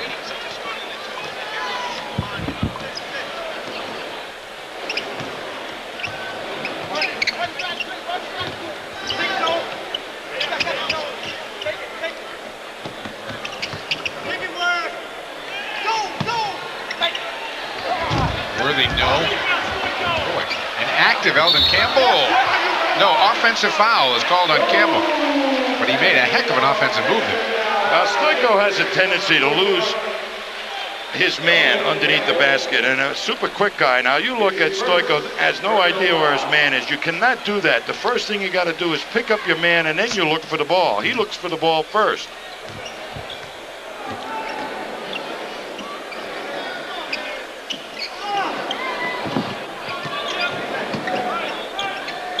Winchester, one-on-one with Sedale 3. Kennard knocks it down. Made that look easy. 8-point game. This is the part I like about preseason game, Tom. Because if this is a regular season game, all the kids who worked hard to make the comeback go to the bench, and all the regulars come back in. And these, it's theirs to win or lose.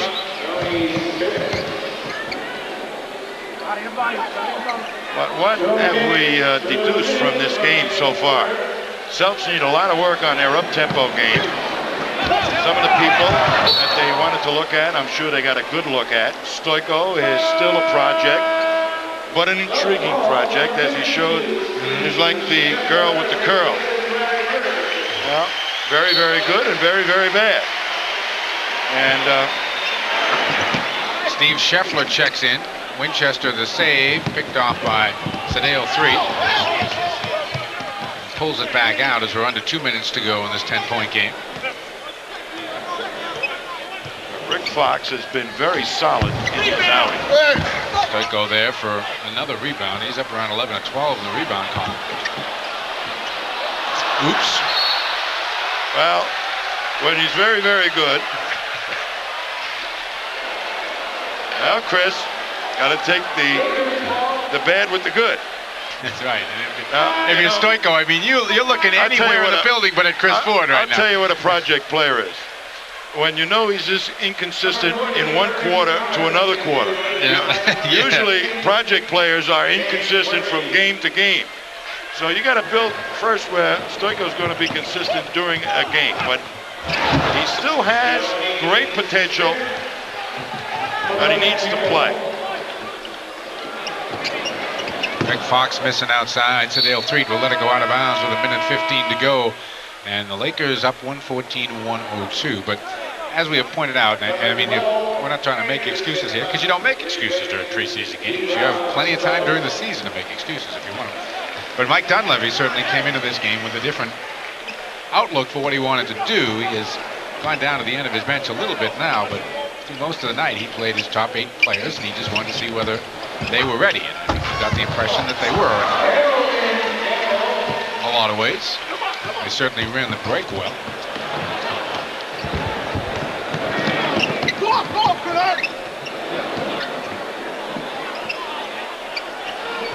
Stoico kicks it out. Anderson Hunt, that's the shot he's got to make. Steve Scheffler keeping it alive and tips it home. He will hang in there. There's no question about Steve Scheffler. He is a workaholic and he's an overachiever. Yes, he is. Delightful kid, too. I had a chance to talk at some length with him. I did some games down at Purdue when he was there, and he was on the bench a lot. played sparingly the first year I did Purdue games, and after that he became a really solid player. So he has grown. But this kid here, you're going to see Rick Fox I think is going to make a stamp on his ball club, and they're going to be talking about him because he has done. You don't expect a player to be as solid as he was in his first outing. No. And I think, to a degree, I mean, it certainly doesn't, but to a degree affects your thinking in terms of Kevin Gamble. It absolutely does. But the other question is Michael Smith. Now, Michael Smith got the nod to start and did not really play effectively. Maybe you can't blame Michael Smith, but they went right at him. And he really did not contest James Worthy. And that's one of the things that they were looking for him to do in this ball game. It didn't happen. Everybody has difficulty with James Worthy, but you got to contest him. Rick Fox goes strong, has it sent back.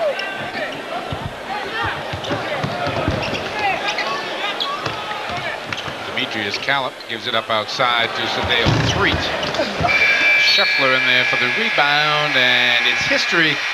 The Lakers coming away with a 118-104 win as the exhibition season for the Boston Celtics is underway. We'll be back.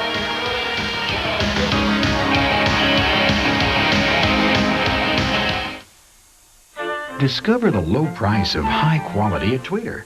I thought Tweeter would be more expensive than most, but I came in and I was pleasantly surprised. The best audio, video, and car stereo. The TV monitor I found to be the best was Toshiba. The best trained sales experts. Someone's always here to help me out. And guaranteed low prices. Tweeter is the best value for your money. Isn't it time you discovered the low price of high quality at Tweeter for times like these. At GMC Truck, we've seen days like this for over 80 years. And have learned the value of a van that gives you the added safety of four-wheel anti-lock brakes, the traction of full-time all-wheel drive, and the feeling of security that can only come from a van that's built as strong as a truck. Safari from GMC Truck. More proof of the strength of experience. See your New England GMC truck dealers. Well, a lot of guys wouldn't admit this, but I like to look good. I keep up with what's happening. I read GQ, Esquire, Boys Life. I think if you're gonna buy a suit, you shouldn't have to spend an obscene amount of money. I don't want the imitation stuff either. I gotta believe you can get a pure wool suit for what, $200-300? Now through Saturday, Pure Wool Sport Coats just $69.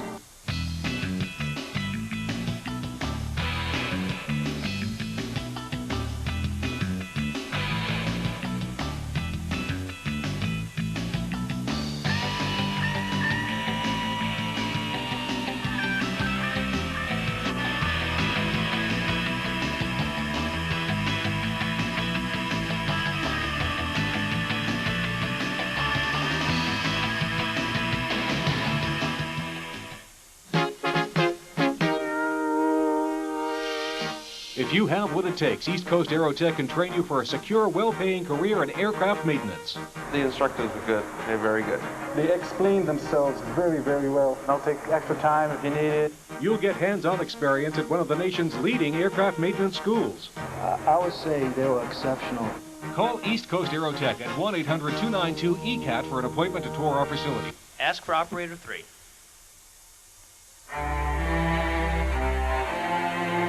This jacket comes in many sizes, but it only fits people who have a special determination. People who help families buy or sell a house every minute of every day. People who are the world's #1 real estate sales organization. That's why the jacket is gold. Century 21. It's as good as done. Century 21 of New England, the standard of performance by which all others will be judged. Welcome back to the Garden, everyone, as the crowd makes their way to the exit. Final score, 118-104. The Lakers coming up with a 14-point win. Our Citgo performer of the game, D. Brown, had a very strong night, but we're going to give it to the rookie, Rick Fox. Impressive first outing, team. No question about it. And surprisingly, for a first game, a lot of poise. And he really understands what he's doing out there. He's got to read the things a little bit better. No question, he doesn't truly understand that when he drives that he may get swallowed up. But he will. That's the type of player he appears to be. I thought it was a very impressive outing for him tonight. Very solid.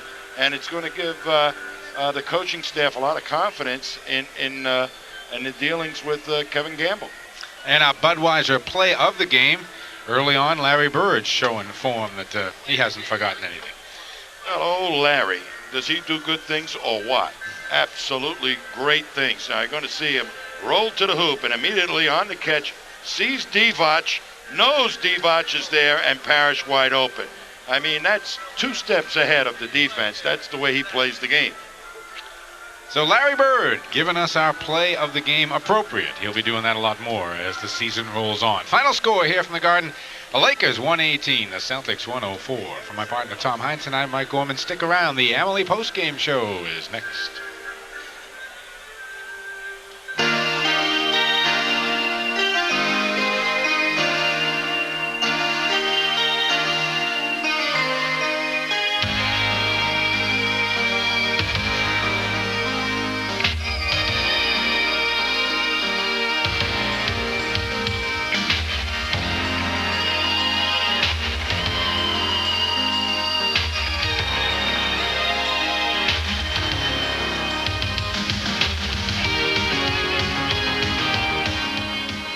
Boston Celtic basketball on Sports Channel has been brought to you by Budweiser, the king of beers, who reminds you friends know when to say when.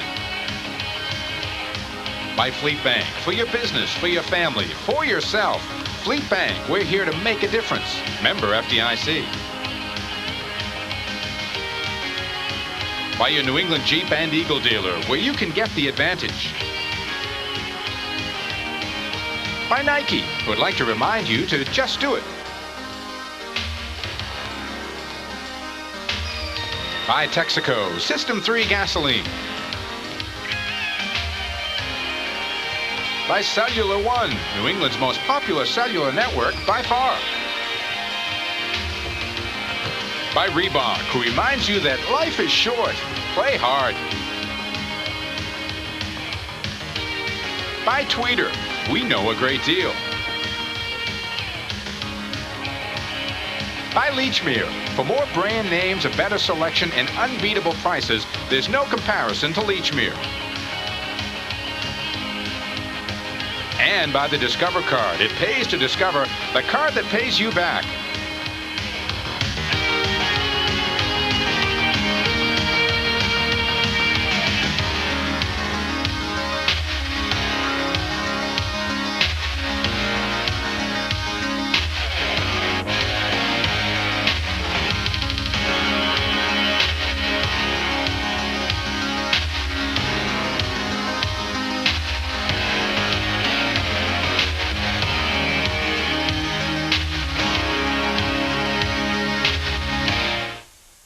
Speed is a God-given thing. The way to say thank you is to push it to the limit. I'm used to guys being bigger and stronger, so I work at being quicker and faster. For the NBA, I look like a little guy, but I know this. You can't beat what you can't catch.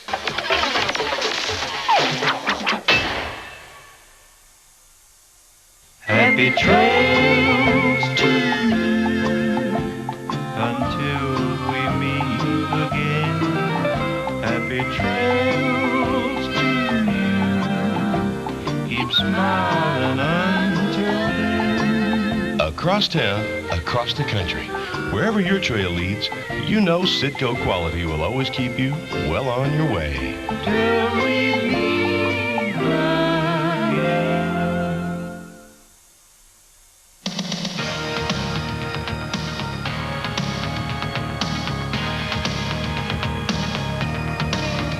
The Boston Boston Celtics postgame show on Sports Channel is brought to you by Amalie Motor Oil. Better than it has to be. Lakers win at 118-104, but scores not important in preseason basketball. The Celtics trying to check some people out, and your thoughts about what maybe they saw today. You're exactly right. Two different ends in mind by both coaches, and the Lakers went for the win more than the Celtics did. The Celtics intent on looking at people and finding out exactly where they are in their training camp. I think they may have been a little surprised at how poorly the Celtics ran tonight. There was no real hard run by an awful lot of people except Rick Fox. Everybody else was sort of three-quarter speed. So things did not look good in that regard. But you got a good idea of what Stoico is, could be, and also what the problems will be this year if you play him an awful lot. Okay, the newest face, of course, we saw tonight, Rick Fox. And again, this is a preseason game, but the kid really performed very well. Yes, he did. And you're going to see he has great instincts on when to move, when to run. He's anticipates. And when you see a player anticipating things happening, you know that he understands the game of basketball. That's what Stoico needs to acquire, is that anticipation. And we're going to take a look at Rick Fox, showing you what he can do along the baseline. Again, he's a clever basketball player. Well, right here is really understanding that the man was going to come over and pick him up and who would be open. And that was an excellent read and a good pass. And as you can see from Rick Fox's reaction, he obviously likes a good pass as well as he likes a basket. And that'll stand him in good stead with his teammates here in Boston. More of the Amalie postgame show coming up in just a minute.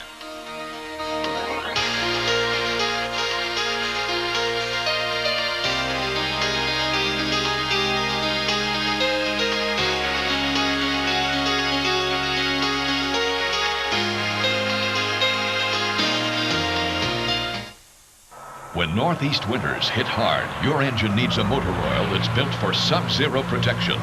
Amalie. We started with premium base oils, added ingredients to prevent harmful oxidation, supplements to improve low temperature pumpability, and enhanced cold weather starting. The result? Amalie Northeast Formula Motor Oil, built to start you up when the temperature's down. Ask your retailer for Amalie today.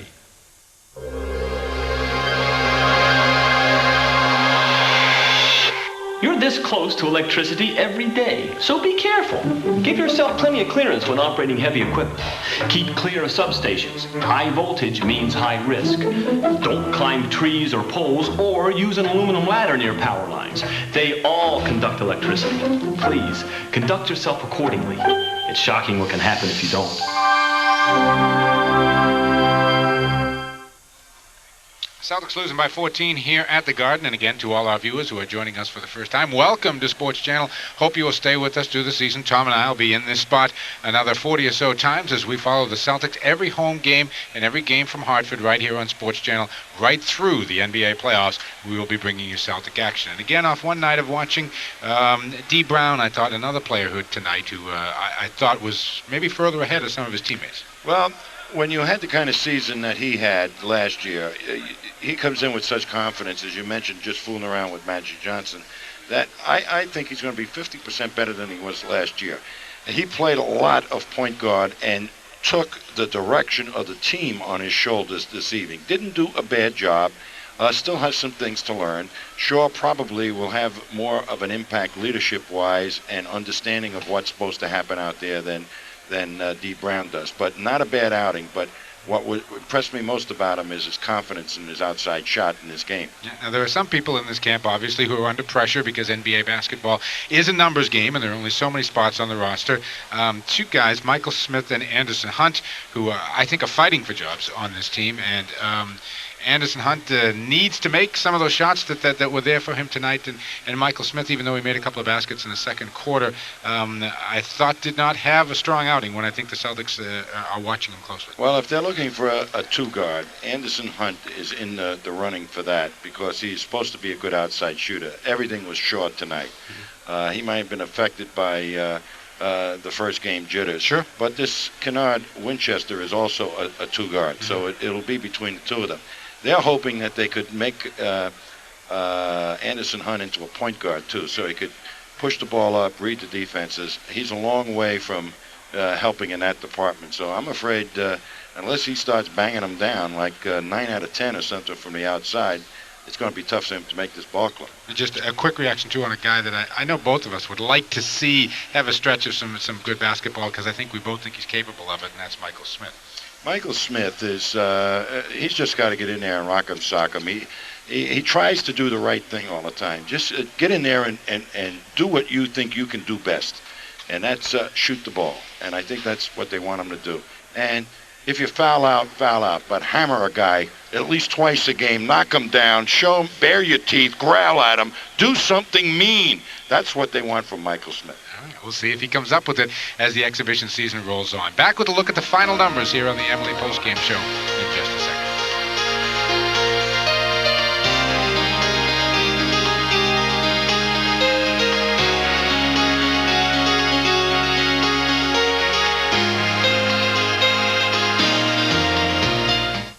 When northeast winters hit hard, your engine needs a motor oil that's built for sub-zero protection.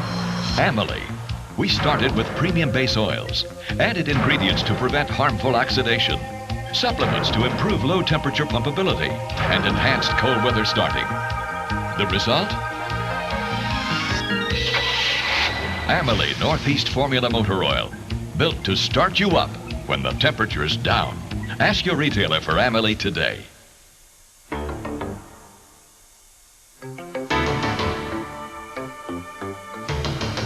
Hard work. Teamwork. On Sunday, October 20th, over 4,000 rowers will demonstrate that the best way to pull ahead is to pull together. As sponsors of the 1991 Head of the Charles Regatta, Divac is proud to keep this tradition of teamwork moving forward. 14-point win for the Lakers. Let's see how they did it. Look at the final numbers.